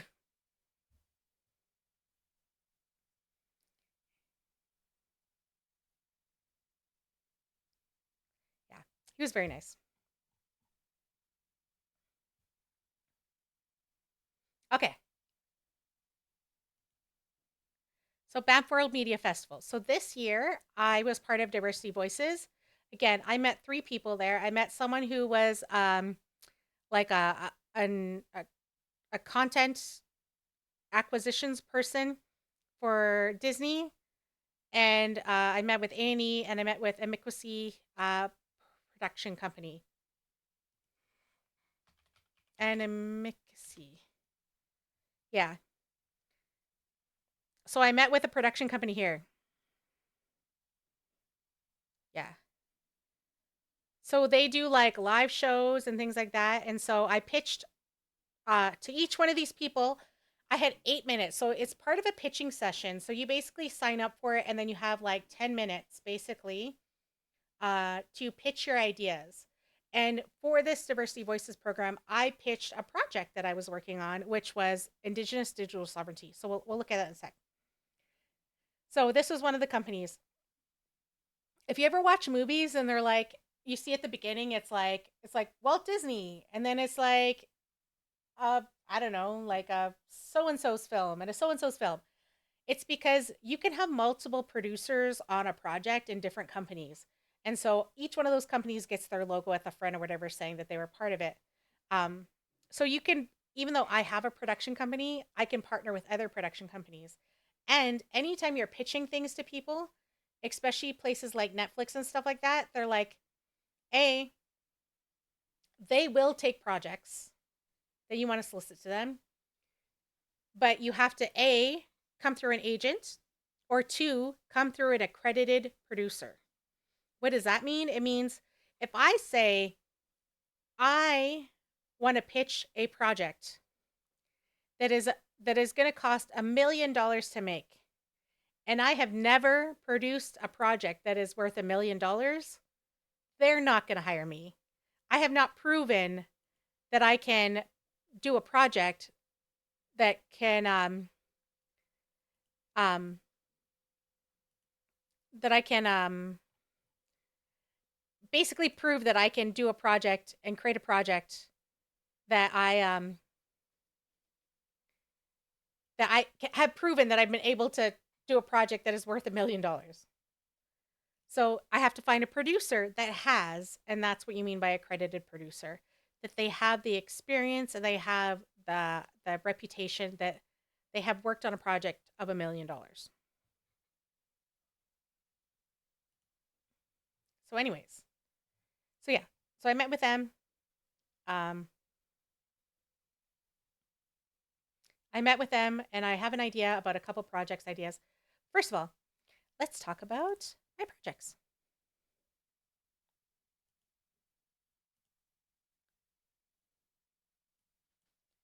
Okay. So, first one is if you didn't know, I am developing a podcast series, which I got a grant through Indigenous Screen Office. And this is what I pitched them. It's called Native Origin Stories. Every person has an origin story. So the concept is that every person we know where you are, and it comes from comic books, either TV shows, comic books, either villains or heroes. Everyone has an origin story. So I want to know what people's origin stories are for where they got to where they are. It's an hour-long podcast series. Is a compelling podcast concept that beautifully encapsulates the intersection of traditional and contemporary Indigenous cultures, particularly focusing on Indigenous game developers, streamers, content creators. This podcast can serve as a platform to amplify Indigenous voices and shed light on their contributions to the modern world. By sharing these stories and insights, Native origin stories can help promote greater awareness and appreciation of Indigenous cultures while celebrating the accomplishments of Indigenous game developers and content creators. It also has the potential to inspire and educate both Indigenous and non Indigenous audiences about the richness of Indigenous perspectives in the digital world. That is the podcast that I'm creating. So, I'm going to be the co host. I actually met with Indigenous Screen Office and they were talking about how that, because what I'm trying to do is talk about Indigenous people in this world, that I should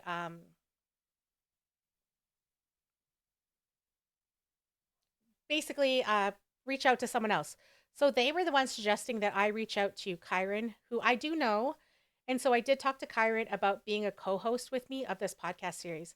Now, technically, this podcast should be out already, but I haven't been working on it because, again, I had a death in the family. I've been sick. I had my own festival. There's so many things are happening. And plus, I'm also doing a documentary at the same time. And I haven't had time to really focus on it.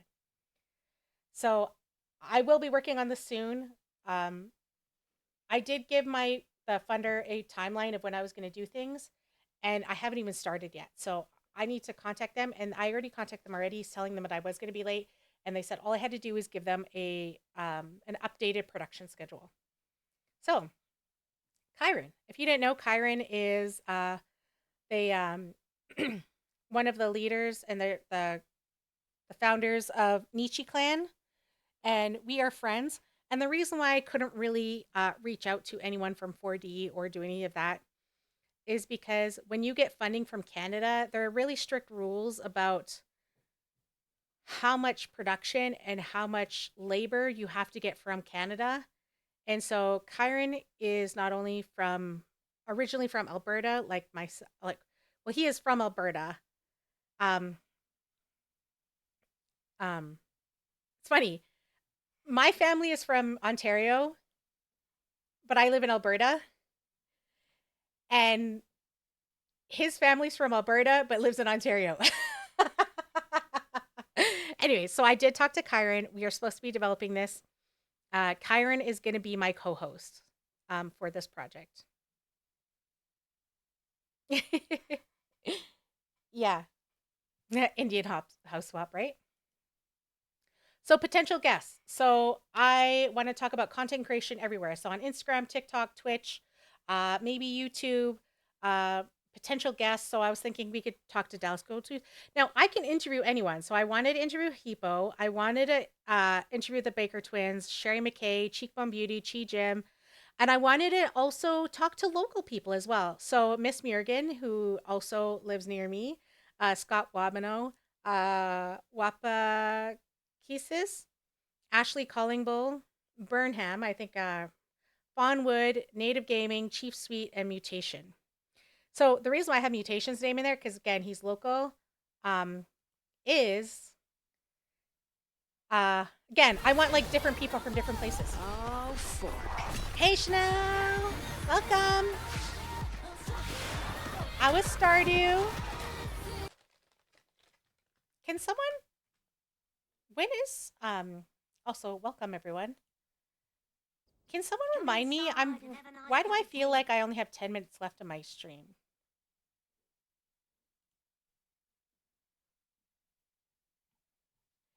Am I over at 3:30 or 2:30? Hold on. 3:30. I have an hour. Okay, sorry. I don't know what I thought. Hi, Cuddy. You're next? Okay. Hi, Chanel. How was Stardew? Also, thank you for the follow. Okay. I want to make sure.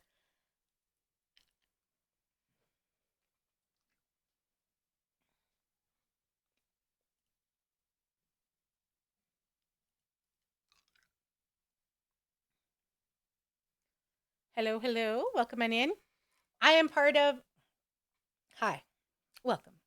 My name is Simply Retha. I am an Indigenous streamer. I play a variety of games. I play Dead by Daylight. I do play cozy games. I haven't been playing Stardew in a long time, but I haven't been streaming as much. I usually play horror or cozy streams. I'm like all over the map, basically. Sometimes I play shooters. I really do play a variety of games. Yeah, I'm also a filmmaker and a content creator. I'm just talking about a podcast series that I'm doing that I got a grant for that I will be working on. I'm part of the Indigenous Pride RaidTrain that was organized by Binks. Betrayal. I saw Bink's name and I said Binks, but no. Betrayal. That is this weekend. It started on Friday and it will go till tomorrow. Betrayal all the way. I know. I I don't know why. It was like B and I thought of the wrong one. But the about me section is right. So yeah, we are doing Indigenous Pride. So welcome on in, everyone. We're just talking about representation in media. So I was just talking about the projects that I'm working on. I recently went to Banff World Media Festival where I was pitching a couple film projects. And I was telling some funny stories about how I accidentally, just because I didn't want her to walk home by herself, I ended up driving the executive director of the Black Screen Office home. And I was like, oh, I didn't even know who you were. But I was just more worried about her safety. Yeah, and different kind of people I met there and the actors that I met there and just projects that I was developing. So in the middle, I was just talking about a podcast series that I'm developing right now. So my plan is, oh, I know. I think Murgan would be great as well. And I want to do more as well. Even though most of the production will happen in Canada, the interviewees don't have to be all in Canada. So I want to reach out to some people in the States as well. Hi, Epic. Okay. So my plan was it was 10 episodes and I was going to live stream it.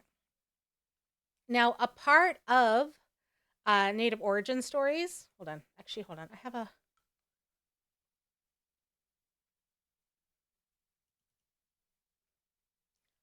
Okay, I'll look at that one in a sec. Welcome in, Captain Coolios. My plan was to live stream it and do live recordings of it. I'm beginning to think I might not do this. And maybe what I'll do is I'll play it and then I'll just like I'll play it in the thing and then I'll just chat in the chat at the same time. But I wanted it to be interactive so that you could also ask my guests the questions for like the last 10 minutes. Like a real panel discussion almost. I'm still thinking about it. I'm going to change some stuff maybe. So I have a production company. It's called Ready Up Productions. I did create a YouTube channel. Twitch channel for it. It has a YouTube channel too.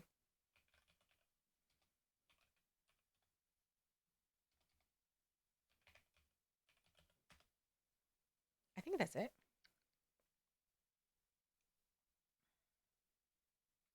Yeah. So that is my Twitch channel for my business. And I was thinking about hosting them there. But really, maybe I'll host them here. I don't know. I'm really getting to the stage where I keep creating all these channels and different things for different stuff, but I haven't even really built up this channel yet. So I would love to get to a point where this channel is where I want it to be, and that I'm creating the content that I want to create here as well, because I really am a variety channel person. Um, so yeah. So the crew. So I'm the producer, director, writer, host, and then producer, editor is my friend Lise, trainee editor and marketing. So if you didn't know, um, Mutation has been doing a lot of like work, and so Mutation. I feel like I'm just like naming them. Mutation will be working on as an editor slash mentee. I always try to have a mentor mentee project in it. So I will be mentoring Mutation in working on this project. So he is going to help with editing and marketing. And that's what I'm hiring him for. So again, I do need to have a meeting to like get this project started. I just haven't had time to really do it. So this was the one pager that I brought with me. Native origin stories. Again, I think I read this one before. It's a podcast series. It's 10 episodes. It's currently funded by the Indigenous Screen Office. They gave me $22,000 to do it. The funny thing is, the grant itself was $30,000, but they only gave me 22. So I have to figure out how to make it with less. And then host, and then partnership. I think it's because we do have a partnership with Acast. Acast, if you didn't know, is a podcasting channel that hosts it. And because of this podcast, once you post it on there, it then can go to Apple, Spotify, Amazon Music. Oh my God. So because of this, um, I will be um, posting it on here. But Acast has a membership, and because we are a partner with it, and that's part of it is a partnership with them. Um, they gave me a lifetime influencer membership. So meaning I can upload as much as I want and I never have to pay because now I'm a partner. I'm a partner of Acast.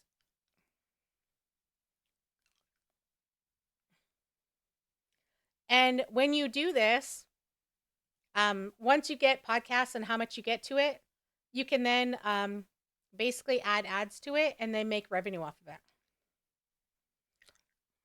Or maybe they gave you 22,000, so you're done the project. They force you to pay yourself law instead of paying.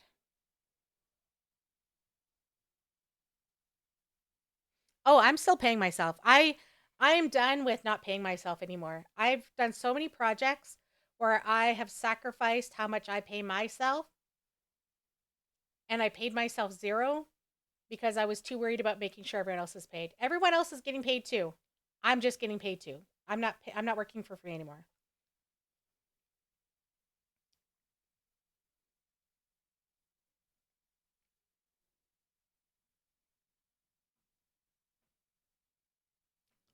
Yeah, I guess so.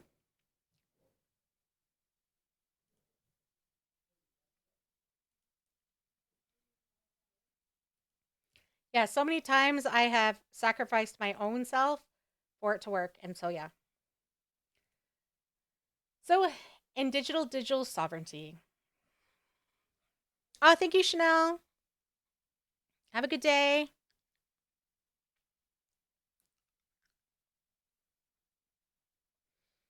Y'all, if you are not following Chanel, we co-own a Discord together called the Vixen Speakeasy. Um, yeah, go give them a follow and also join our Discord. Um, so this is the project that I applied with the Banff World Media Festival for. It's called Indigenous Digital Sovereignty. So, in a digital world lacking representation, Indigenous communities unite to reclaim their narrative. Following their quest for inclusive representation in streaming and game development, championing inclusion in digital spaces. Hey, Spunky. Okay, so here's a longer synopsis.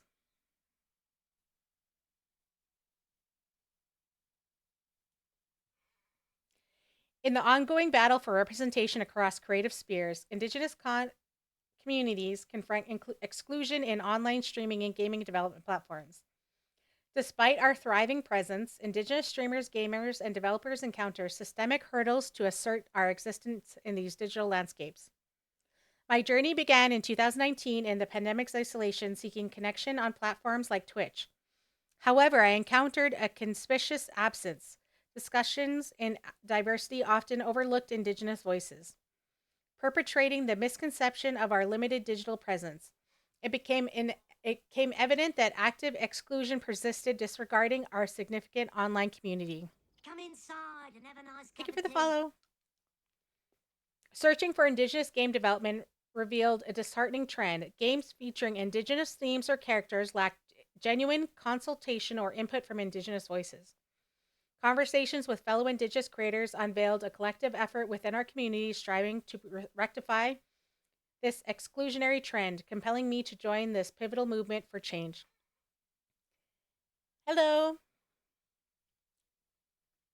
Our narrative delves into the struggles we endure to secure recognition in online spaces, from facing lateral violence and tokenism to perpetual fight for inclusion and acknowledgement. Our stories underscore the uphill battle for Indigenous representation. We aim to spotlight our endeavors in amplifying Indigenous voices, shedding light on crucial work undertaken to reclaim our place in these platforms. We invite you to engage with our discussion, explore our experiences, and to challenge the challenges we grapple with to gain acknowledgement. Our discourse will also question the accountability of companies advocating for a diversity and inclusion, yet failing to encompass Indigenous representation. Moreover, we aspire to decipher the wider implications of this exclusion and brainstorm strategies for authentic Indigenous inclusion across various domains. Join us in unraveling the intricate tapestry of Indigenous struggle for digital space recognition and inclusion, igniting a conversation that seeks not just acknowledgement but equitable representation in evolving landscapes of online media and gaming. So this was a project that I pitched to get into that Diversity Voices project. This is one that I pitched to the content acquisitions person for Disney, A&E, and TELUS Originals as well. And yeah, so when you go there, sometimes you have a project, you just need a broadcaster. Because there's so many doors that open up for funding and getting money when you have a broadcaster attached. Because you already have a platform that it's going to go on when it happens. So this is a very beginning stages of a project. So I am trying to work on developing this more. And I actually want to invite people from the States to help me on this. I did talk to one funder because I said it's really a limit right now on only working on Canada, because I really want to also include people from the States, especially Indigenous content creators. So this one fund, it's called a 70-30 split. 70% of this has to marketing work and all that stuff has to come from Canada, and 30% can come from outside Canada. So I'm trying to figure out what that budget would look like. Right now, I'm looking at $100,000 to develop this. And one of the things that I really want to do is I really want to then take this to TwitchCon one year and interview people at TwitchCon about Indigenous representation. I also want to interview people who work at Twitch. I want to interview people that work at YouTube. I want to interview people that work at TikTok, maybe even Facebook and Instagram, and talk about what are they doing to help representation in the Indigenous community. I do have people that are really like this project. They just want me to know like what I'm going to do. So I was talking with Angie, and one of the things that I really want to do is the closest thing we have for an award are the BIPOC awards. How many Indigenous people did you see get an award at the BIPOC Awards? I I'm one of those people that I am not a big fan of the term BIPOC. Um, I feel like it's overused and not in the way that it was originally intended. There's a reason why there's a B and there's an I and there's a people of color. It's because if we think of representation, there's certain areas that we need to start amplifying more voices, and Indigenous people are constantly left out of the conversation, and that's what I'm talking about here. Is we talk about diversity, we talk about inclusion, but everyone's doing the bare minimum. And to me, if there's not an Indigenous voice there, do not use BIPOC. Just like I'm not going to use BIPOC if there's not a Black person there.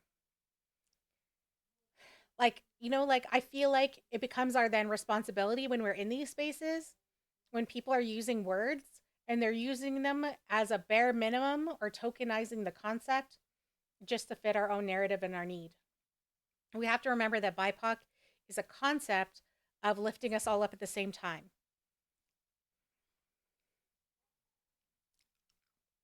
So I want to, I really want to develop an Indigenous gamer developer awards. There are streaming awards for everything else. I want to develop awards for gaming and streaming for Indigenous, specifically, just Indigenous. Because in that sense, Indigenous itself is a very actual broad term. There are Indigenous people all around the world. I would love to create an Indigenous awards. Um, so that was the conversation that I had with a lot of these funders was, um, what would this look like? What am I trying to move towards? What am I trying to build? And I'm trying to build an industry where we're celebrating and highlight the work that we are doing and showing them that we are here, we are a thriving community, and that we need to start celebrating the wins in our community. So, we do have gamers, we have animators, we have filmmakers, like we have so many good people doing great work, but we're not highlighting them enough. So, I would really like to do that.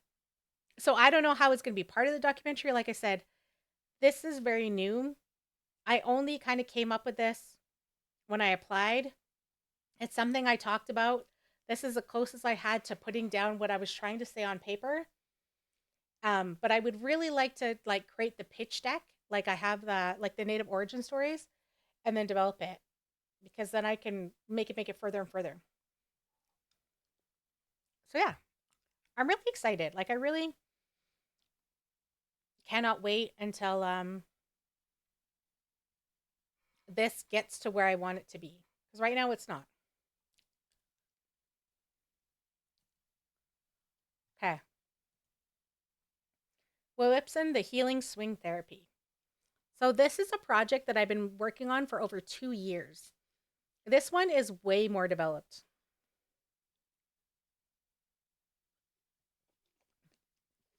Um, Whipson is the healing swing therapy. Also, does anyone have any questions? If anyone has any questions at any time, please feel free to ask.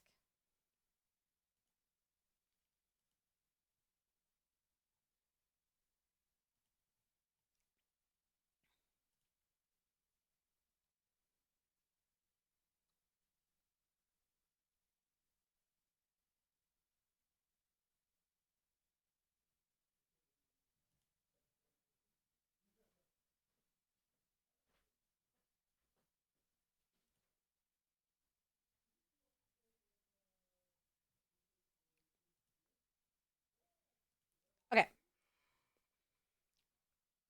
So this is a short 22-minute documentary currently. Whipson the Healing Swing is a compelling documentary on Dr. Darlene Auger's swing therapy and the scientific study that supports the traditional knowledge of how people can heal from trauma through Whipson ceremony.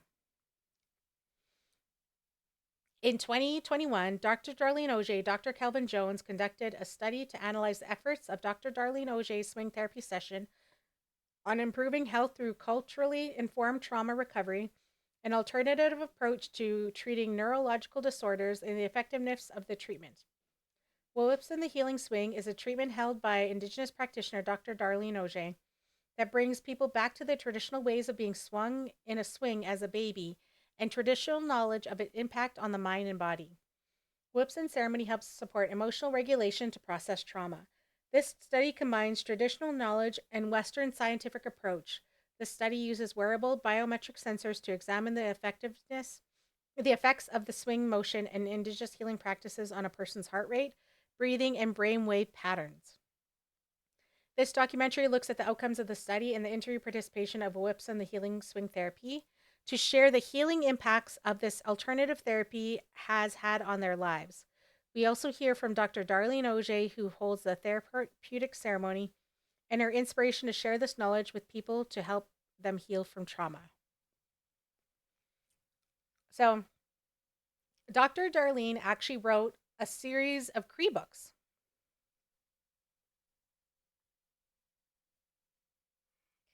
Well, wait. Ad break. Dance break.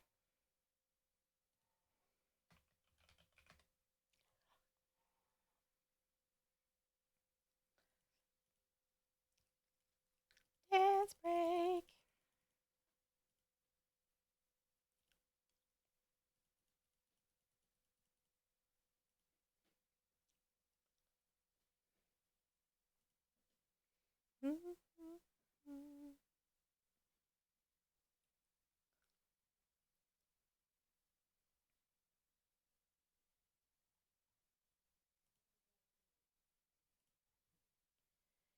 I'm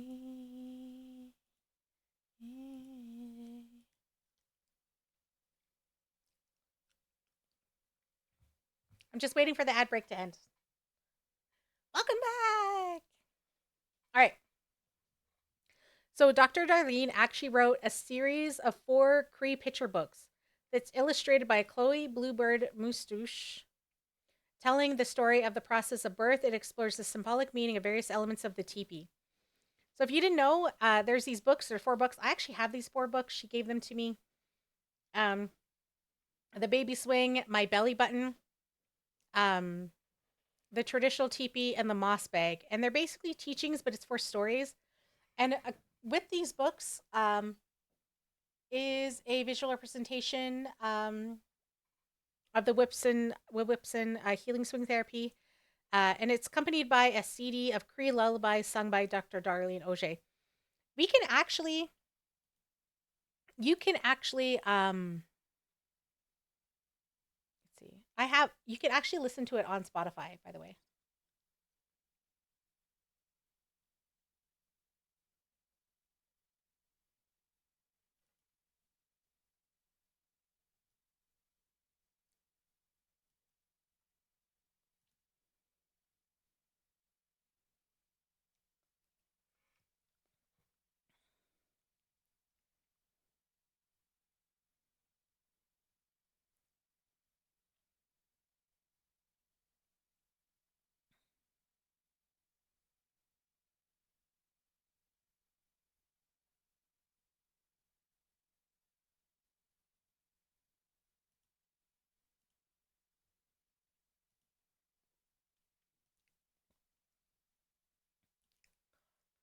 I say Nushashim, it means grandchild.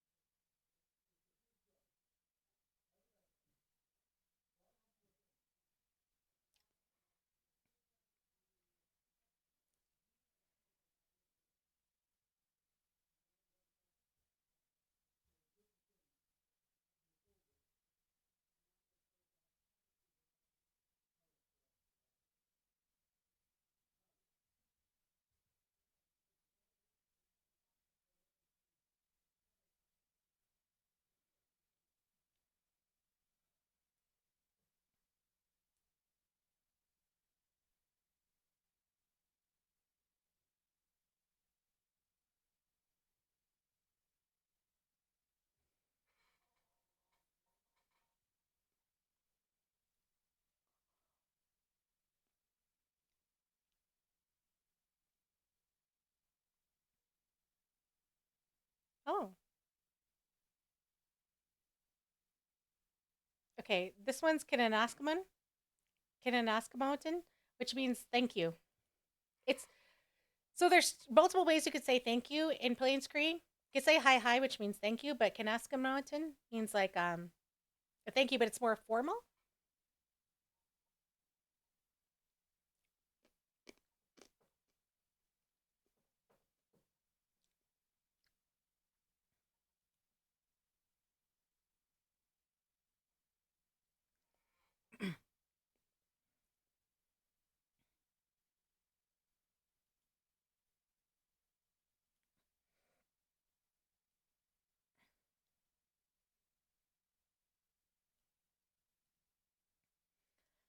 Okay, so these are the four books that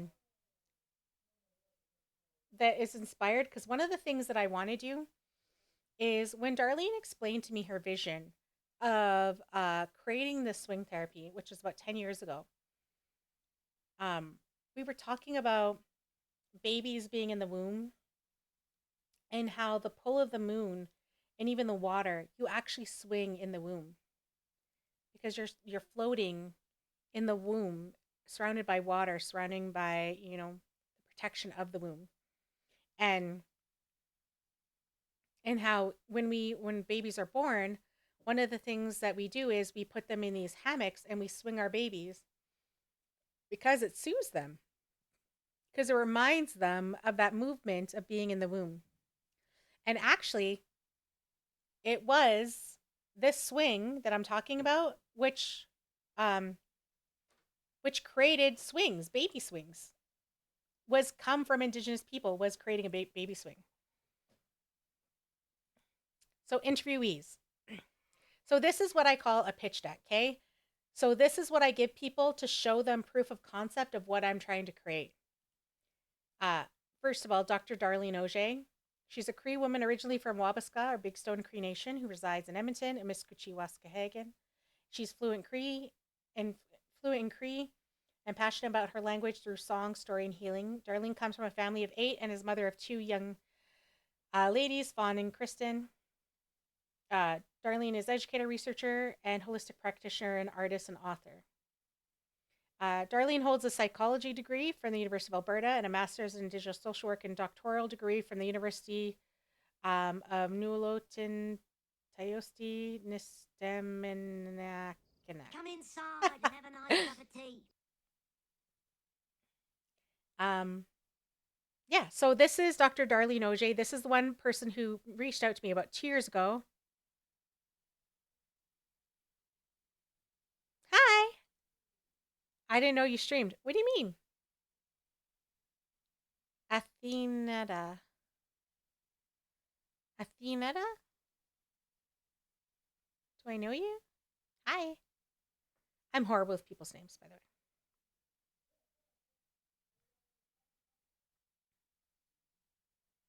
You followed me through a raid from Freiburg Green. Ah, okay. I'm horrible with people's names. I'm so sorry. Yes, I do stream.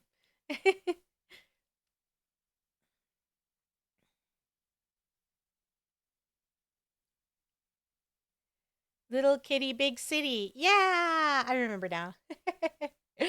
Well, welcome on in. Yes, I do stream. I am the community manager of the Four Directions, which is an all Indigenous stream team.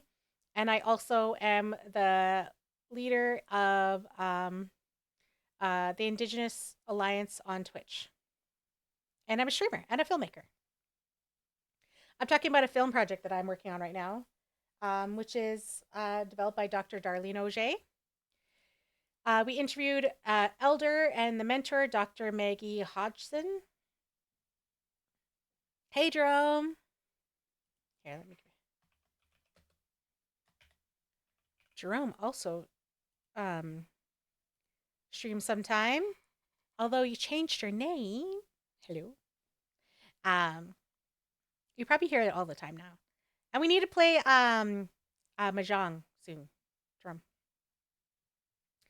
So Dr. Darlene was the person who really wanted Darlene to share her knowledge, put this out there, make it into a documentary. Um, we actually did this interview with her 2 years ago during the pandemic. And at the time, Maggie had had 4 strokes, and we actually weren't too confident that she would be around much longer. Um, we are actually quite thankful and happy that we did at the time get the interview that we did because Maggie is still with us, but she has severe dementia. And so, um, what she wanted to share back then, we were able to capture. I just don't know if we would be able to capture that today. And so, at the time, I had no money, and I basically like called in all the favors that I needed to and was like, listen, I can maybe give you like $600. So I work with um a camera cinematographer person who's like an award-winning cinematographer. He works for like National Geographic. He's Métis, and I was like, I have no money to give you. I can maybe give you like $600 if I can like scrounge, but like I really don't have money, and that's not his rate. And I was like, I need to be able to record this. And then while we were there, we were talking about Maggie, and I'm like, well, I don't have enough money for a studio or interview or whatever. And he's like, you know what? Let's get it because we need to get it. We'll worry about money later. And so, if it wasn't for Darren Donahue, who is the cinematographer working on this project with me, I wouldn't have gotten this interview what we needed. So I am very thankful to Darren and for him willing to do this. I am able to pay him now. I'm kind of doing a workaround, but he is like I said, just like it was so important to get this interview because I don't think we could get it now.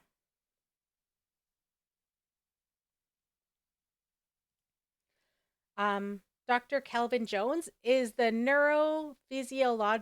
physiologist. I can't say it.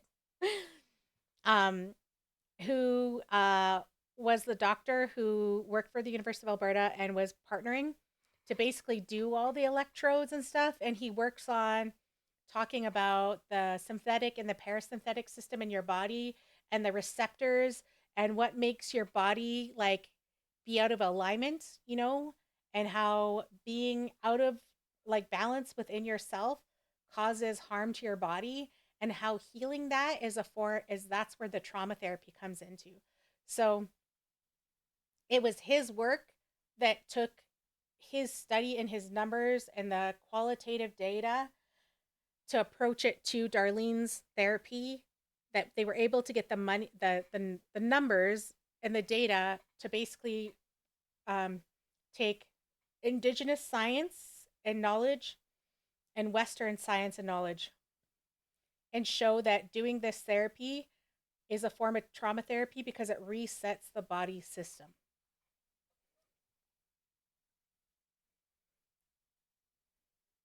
So we did an interview with him actually just uh, 2 Sundays ago. Um, and we also interviewed Ty. So Ty is another PhD student. He also is a neurologist as well. He is a PhD student. He also works in neurology as well. And he has really been helping us. Again, he talks about men's health and assessments and really helped bring this all together. He's also been helping me try to find additional grant money so we can do all this work. And we also interviewed Ty because Ty literally like has been the person bringing everyone together and making sure that we're getting what we need.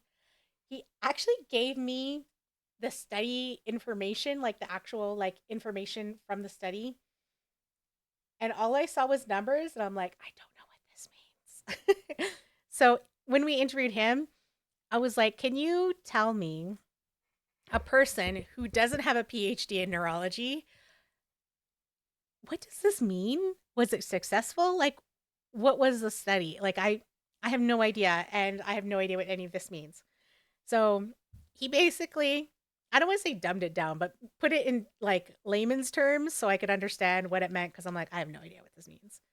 I'm assuming it was successful because if it wasn't, I don't know why we'd be doing a documentary on it. He made it accessible. Yes. So Ty has been really grateful. Again, we email back and forth a lot of time. We have multiple meetings where I'm just like, okay, what are we gonna do? So I wanted to interview 2 research participants as well because I didn't want it just to be about number, because there's quantitative and qualitative research. Quantitative means numbers, right? 1 plus 1 equals 2. If you add 2 and 3, it equals 5. You know, like those are the numbers that are like, yeah, here's like numbers, numbers, numbers. This is what the numbers were. Qualitative is where we ask people. We asked people at the beginning, like, how did they feel? Then we asked them during, and then they asked them after. And that was the study. So has their life improved? Can they physically feel that their life has improved since doing this therapy? And so um, we wanted to reach out to 2 participants, not only part of the study, but just who have been involved with the therapy itself. I actually wanted to interview Kyron as well, but Kyron was no longer here when we were doing the interview. So I might actually try to interview him in Toronto. I need the swing. Well, brings me to my next point. So So Darlene currently is the person who does the swing. And if you do any type of healing work, it takes from you. It takes so much energy to be a healer when you're healing people that it takes its toll. And if you're the only person doing this therapy, and it is needed, like the amount of people that I've heard talk about doing this swing therapy, including Kyron, that's why I knew Kyron had done it before, because Kyron had mentioned that he had gone to this like this presentation or whatever, and he was swung, and he just shared his own experience with me, and I was like, yes, that's what I'm trying to capture. So that's why I really want to interview Kyron. um so uh one of the things that Darlene's doing right now is she's actually doing training for people who want to take up this form of training and this form of trauma therapy, um and teach it to people so that they then can take it back to their communities and do this form of healing. Now there were people who have been like, "Oh, I got this. I'm going to do it." There's a ceremony part of it. Like it's not just you put people in a swing and you swing them. Like there's a whole ceremony behind it. And actually this therapy was preyed upon and created in a ceremony. So in itself, this swing therapy has its own bundle. And if you're indigenous, you know what that means, right? It's its own thing. It's a living thing, this ceremony. And Darlene created a bundle around this swing therapy. So now she's trying to take that medicine and teach other people so they can continue it on. So a part of that is she really wanted to record that training. And from this conversation that I've had with people, um, I am trying to wait, not that one. Wait, I made a one pager for this one, right? Hold on.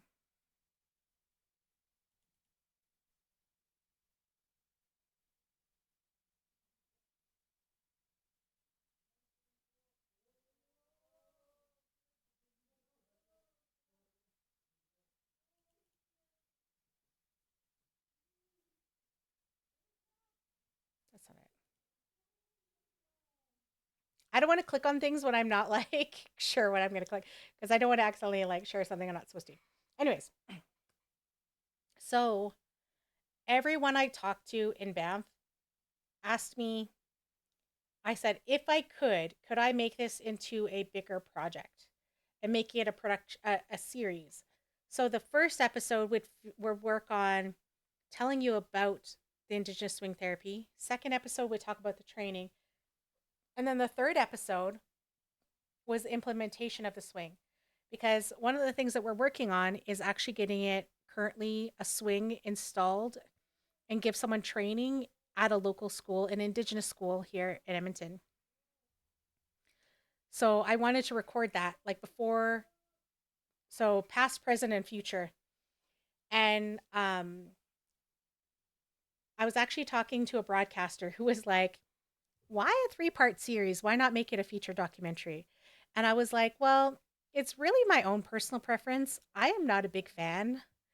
I am not a big enough fan. I'm not a fan of feature documentaries because I start losing interest halfway through it. I'm like, this could have been 3 documentaries. Like, why couldn't we split it up? And they're like, well, we think it should be a feature. And when someone's willing to give you money for something, I'm like, listen, I'm not saying no. I think it's just a personal preference. I am more than willing to make it a feature documentary, like a 70-minute documentary. I am totally willing to do that. I'm totally willing to do that. I just, I didn't think of it because I personally don't like them. But it's not the hill I'm going to die on. If you're willing to give me money for it, I will do it. Um, So yeah, so right now we're working on it is a 22-minute documentary, and currently I'm working on developing it so it's bigger to be 70 because I have a broadcaster who's interested and they're willing to give me I can request up to 50,000 50 to $150,000 for this project on top of the money I already got from the ISO. So um basically that's I think what I'm going to do. My only problem is though is that uh I have to apply for this money and there's no guarantee I'll get it. So I don't want to miss out on some things knowing that I may not get this money. But I'm actually really confident in this project.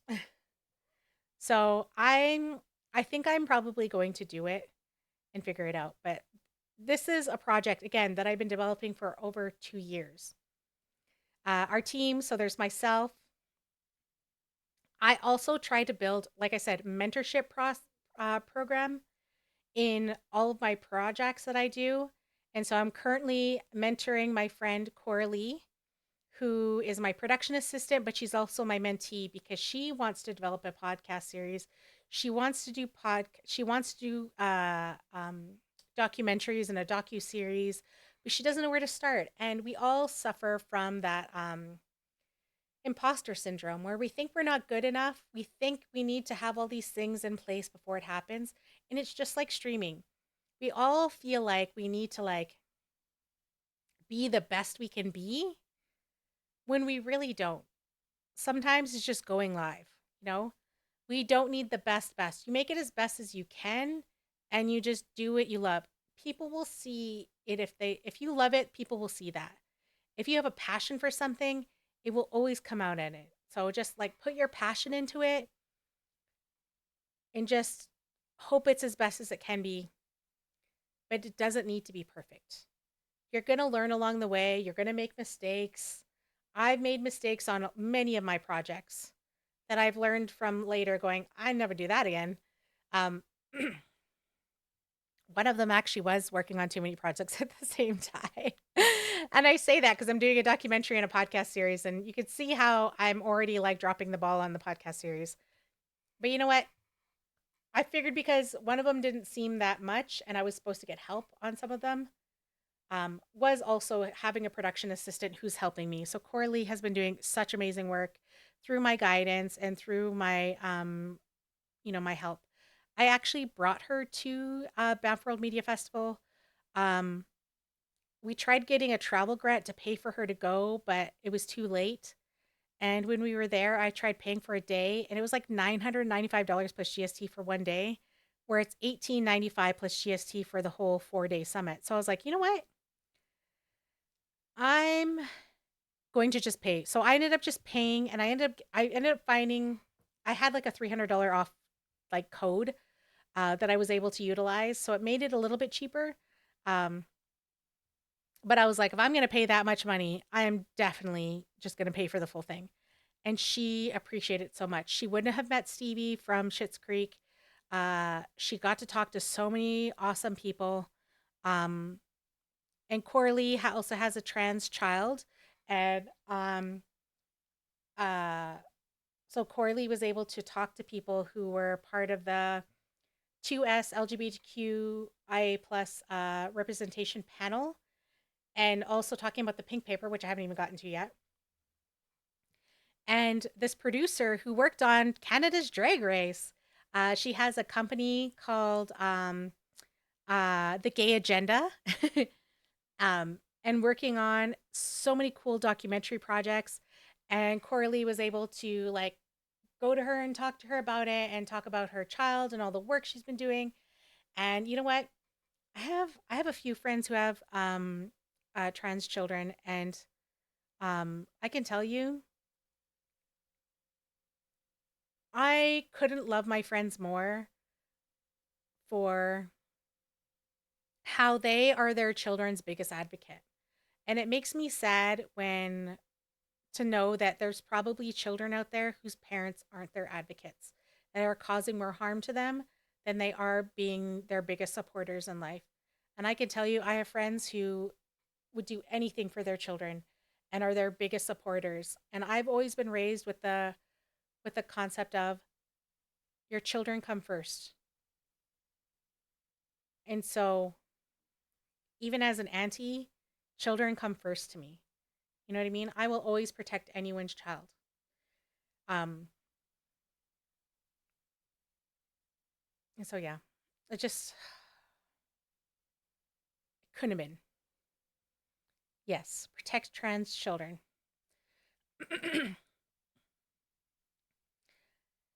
So yeah, that's our team.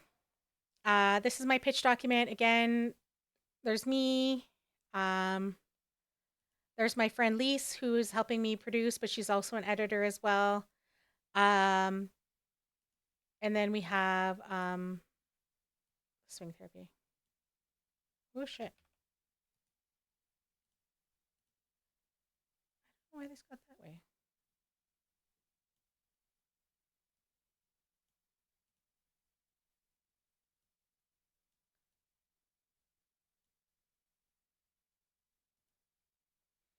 So there's Darlene. Here's the swing. So basically, it's a big hammock, but it's a swing, and there's like a little like a wood thing that keeps it open, and it's so beautiful. I haven't been swung yet at all. Everyone keeps asking me if I've been swung, and I'm like, I haven't. I've been working on the project. I really want to be swung as well. Um, I just know Darlene's really, really busy, and I don't want to bother her. So yeah, this is the Whips and Healing Swing Therapy project that I'm currently working on. So if you ever see me and I'm really, really busy or away, it's because I am currently working on the swing therapy project.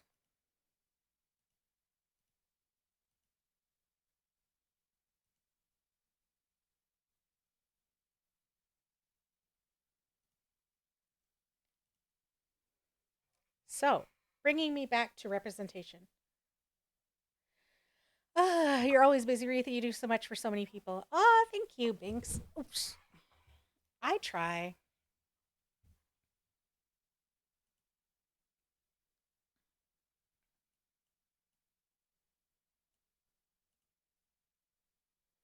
Um, I try. Like I said, I do a lot of advocacy and I'm a filmmaker and I'm a content creator.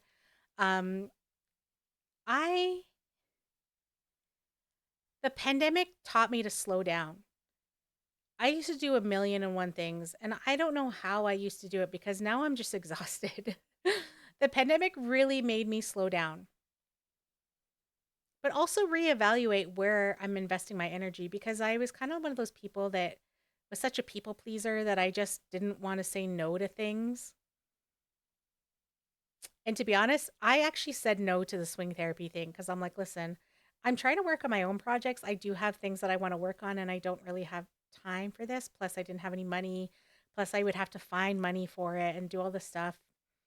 But as I was talking to Dr. Darlene Auger and like as she was telling me about it, telling me everything about it, and she was doing the study next week. So if I was going to record anything, I had to like find something by the week after. But as she was telling me about the project, I was like, "Oh wow, this is such an important story. This is so important. This needs to get out." And I was like, "Okay, can I give you a call back? I need to make some phone calls." And that's when I made all the calls. was because I knew I needed to make it work, and I knew it was an important story, and I knew that, creator brought her to me because she needed help to get the story out.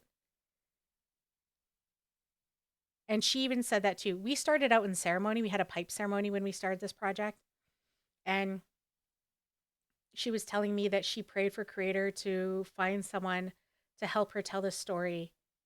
And somehow my name got brought up because we actually worked on the Edmonton Two Spirit Society series together. She was the advising elder on that project. And that's how she remembered me from that. And so that's how we came in contact with one another, was because of that film project. And so although I do say no to projects, I do. Sometimes there's this feeling that I get when I know that I'm supposed to help with this project. And so that's how I knew that this was important. But I'm also trying to work on my own project. So I like I'm trying to know when to say no and when to say yes, and also when to focus on myself. So the Pink Triangle Press currently came out, and we don't have much time. We have about 15 minutes. I'm sure someone's going to remind me. I don't want to go over. We are going to be going over to. Are we going over to Danny?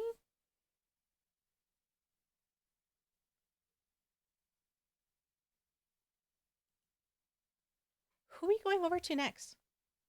You know what? I think I do have the raid message. Right?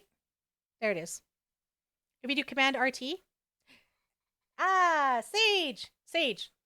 It should be Sage. Thank you. Thank you. Sorry.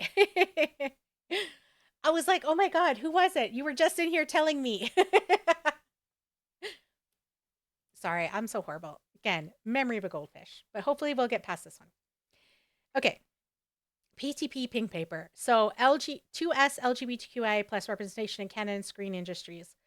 So basically what they did was they took top 10 television and projects in Canada that are currently on TV right now, and they ended up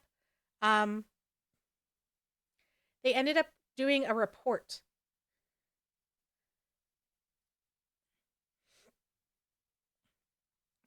on this project. Thank you. I do have water actually.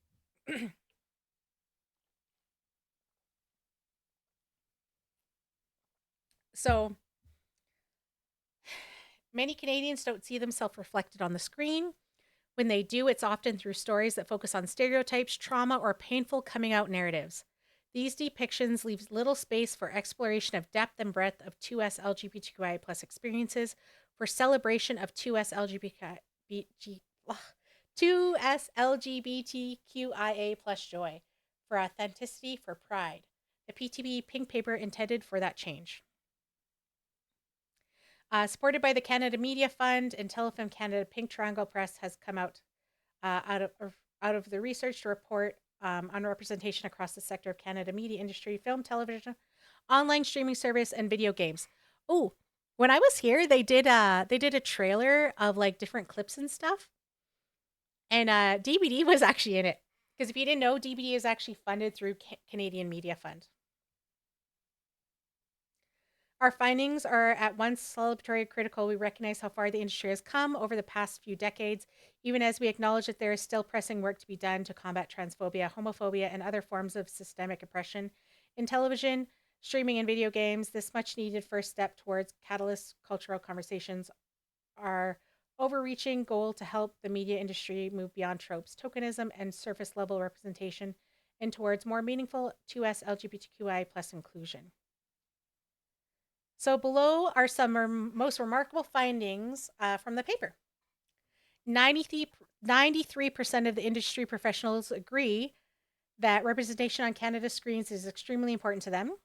90% of media professionals agree that on screen representation increasing understanding and drives acceptance of 2S LGBTQIA plus people in society at large.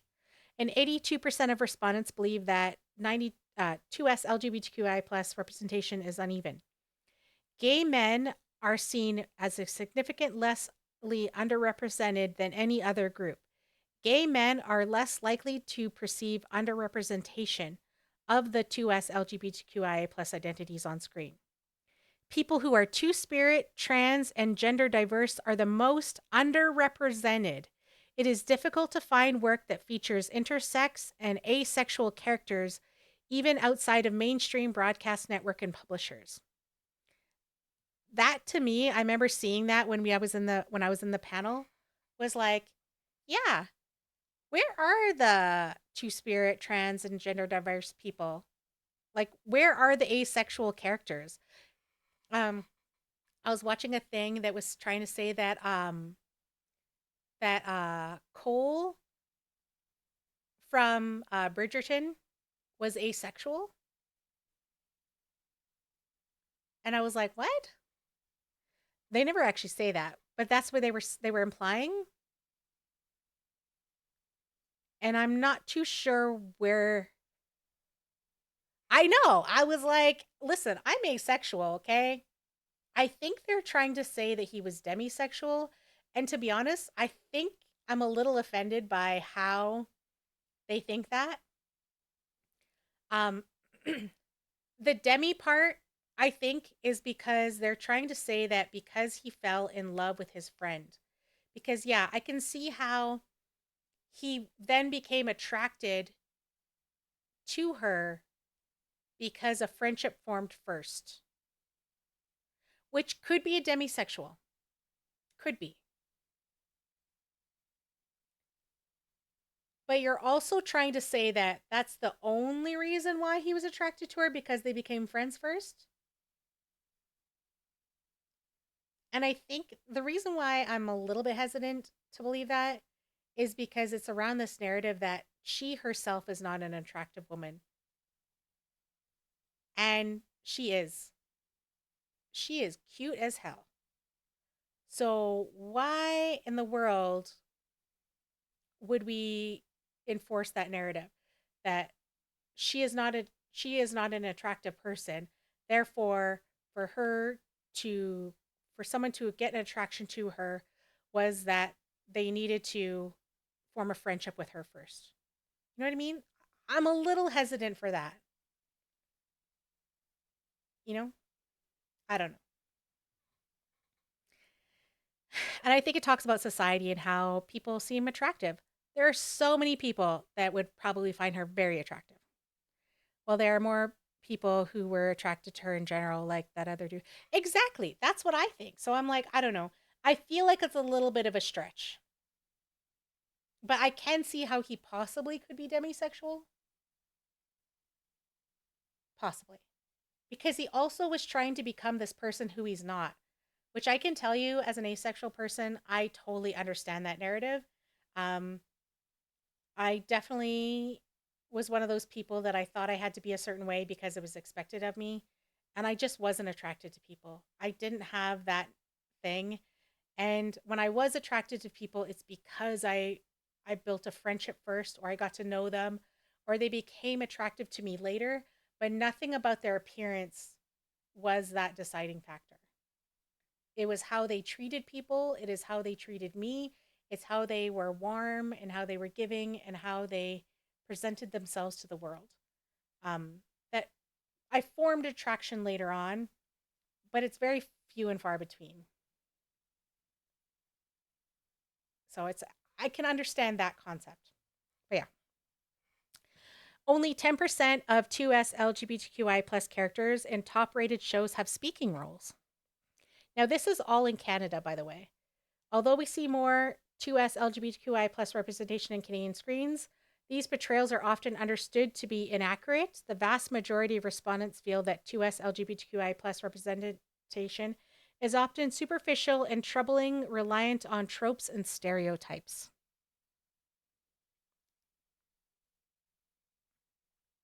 Intersectionality remains a significant gap. Only 4% of most popular English productions and 2% of French ones featured BIPOC 2S LGBTQI plus characters.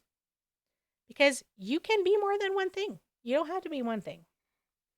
Top barriers were identified to be lack of 2S LGBTQI plus decision makers, cautious industry executives, storytelling tropes and stereotypes, tokenizing professionals, lack of financial support, and few mentorship and career opportunities. Among other areas, continue working on our better making of 2S LGBTQIA plus created content, safe working environments, and intersectionality representation across various genres. So that's the thing, right? Like, are these safe spaces to even say these things? If you're in a show and they want to do a trope, like, do you even feel comfortable saying, like, yo, I don't feel comfortable doing that? That is completely like a trope, you know? Um, the pink paper presentation and full panel discussion were broadcast live on CPAC and are available online to watch. Again, everyone, I posted the link to this. If you want to watch this later, please feel free. You can also download the full reports online. Here's the summary, land acknowledgement, uh, pink paper team, who has done it, funding partners, Telefilm, Government of Canada. There were actual things.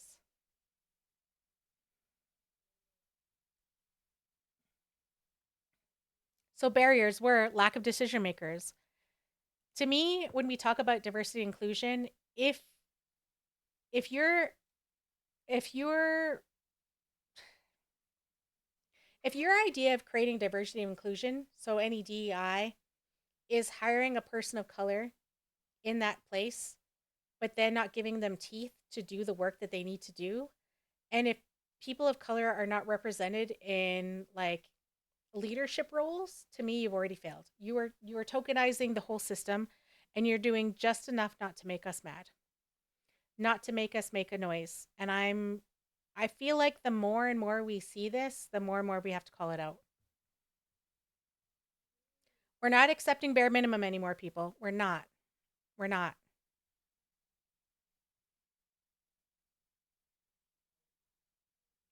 More authentic, complex, and inclusion of so one of the projects that I'm actually working on, I'm trying to write a script right now that I'm trying to get development dollars for because I want to write a script about it. Is my main character, I want to really represent me and who I am because I want to see myself on screen. So I want to develop the character myself. So I want it to be an Indigenous female who's asexual. I want it to have all that intersectionality. I want it to represent myself. And so I really, really want to start working on that character development and that screen. I have been working on this idea for a long time. I just need to write the script. And so that is one of the projects because I want to do more scripted. Although I love documentaries, I want to work on creating more scripted series to do that. Um, yeah, and like even then, like we have BIPOC. We also have accessibility, like like people with disabilities. Like we want people who have many uh, intersectionalities of multiple things, multiple identities. Like there's so many cool things that we need to do. The methodology has everything in here. Uh, there was one. Oh, representation and portrayal. Um, Streaming in games, trans, gender diverse, cis, bi, lesbian, gay, straight, asexual. Like this is such a cool report. I know I'm almost done. Um, we'll be going over to the next person, by the way. Here's the raid messages. Make sure you're copying them. We're gonna go over to see Sage. Um, yeah, this is such a cool report. They talked about film, television, streaming, video games. I would love to do this for Indigenous as well. I wonder if there is one.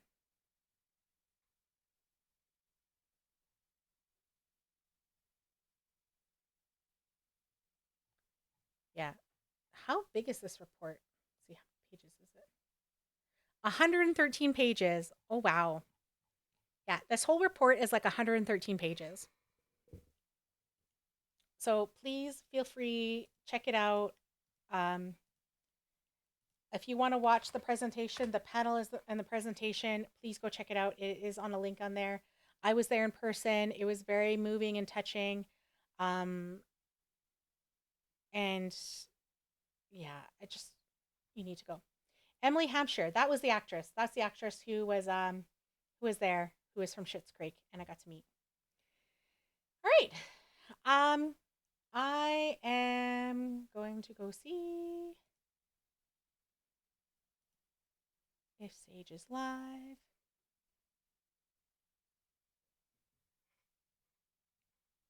I'm seeing myself.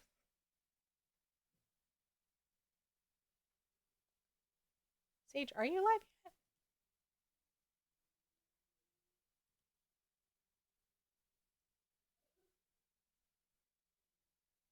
No. You are.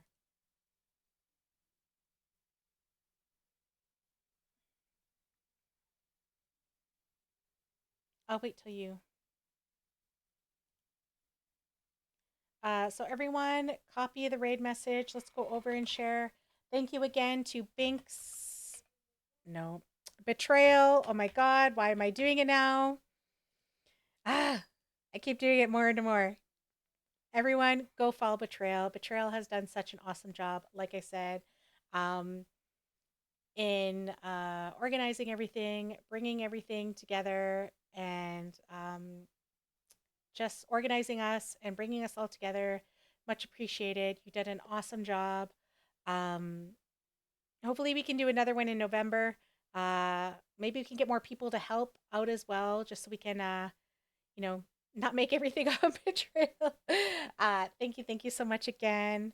Uh, sometimes it happens where when we go and we raid, sometimes Uh, sometimes I've been in a couple raid trains where I've been left behind. So for whatever reason you get left behind, make sure you're clicking on and go see Sage, and that's where we're going to be going. Um, they're just on a starting soon screen, so I just wanted to wait. There. Thank you so much, everyone. Hey, Jessa. Again, I am doing a DVD tournament next Sunday. Make sure you tune in. There will be some giveaways. Um, I'm still raising money for Dreamspeakers Festival Society for Indigenous Heritage Month in Canada, Indigenous Peoples Heritage Month in Canada. And then, yeah, I think I'll have another giveaway as well. I think we're going to maybe give away headphones or something. So I'm just trying to see what that's going to look like. But make sure you're following us. So Indigenous Alliance on Twitch presents, and that's what we'll be doing. So make sure you hang out. Okay.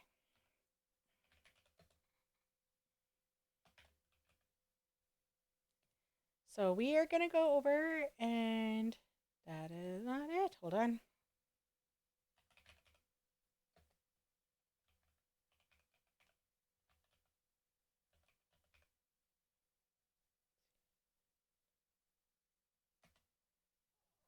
There we go. Everyone, make sure that you are over. Again, there is the raid message. Make sure to copy it.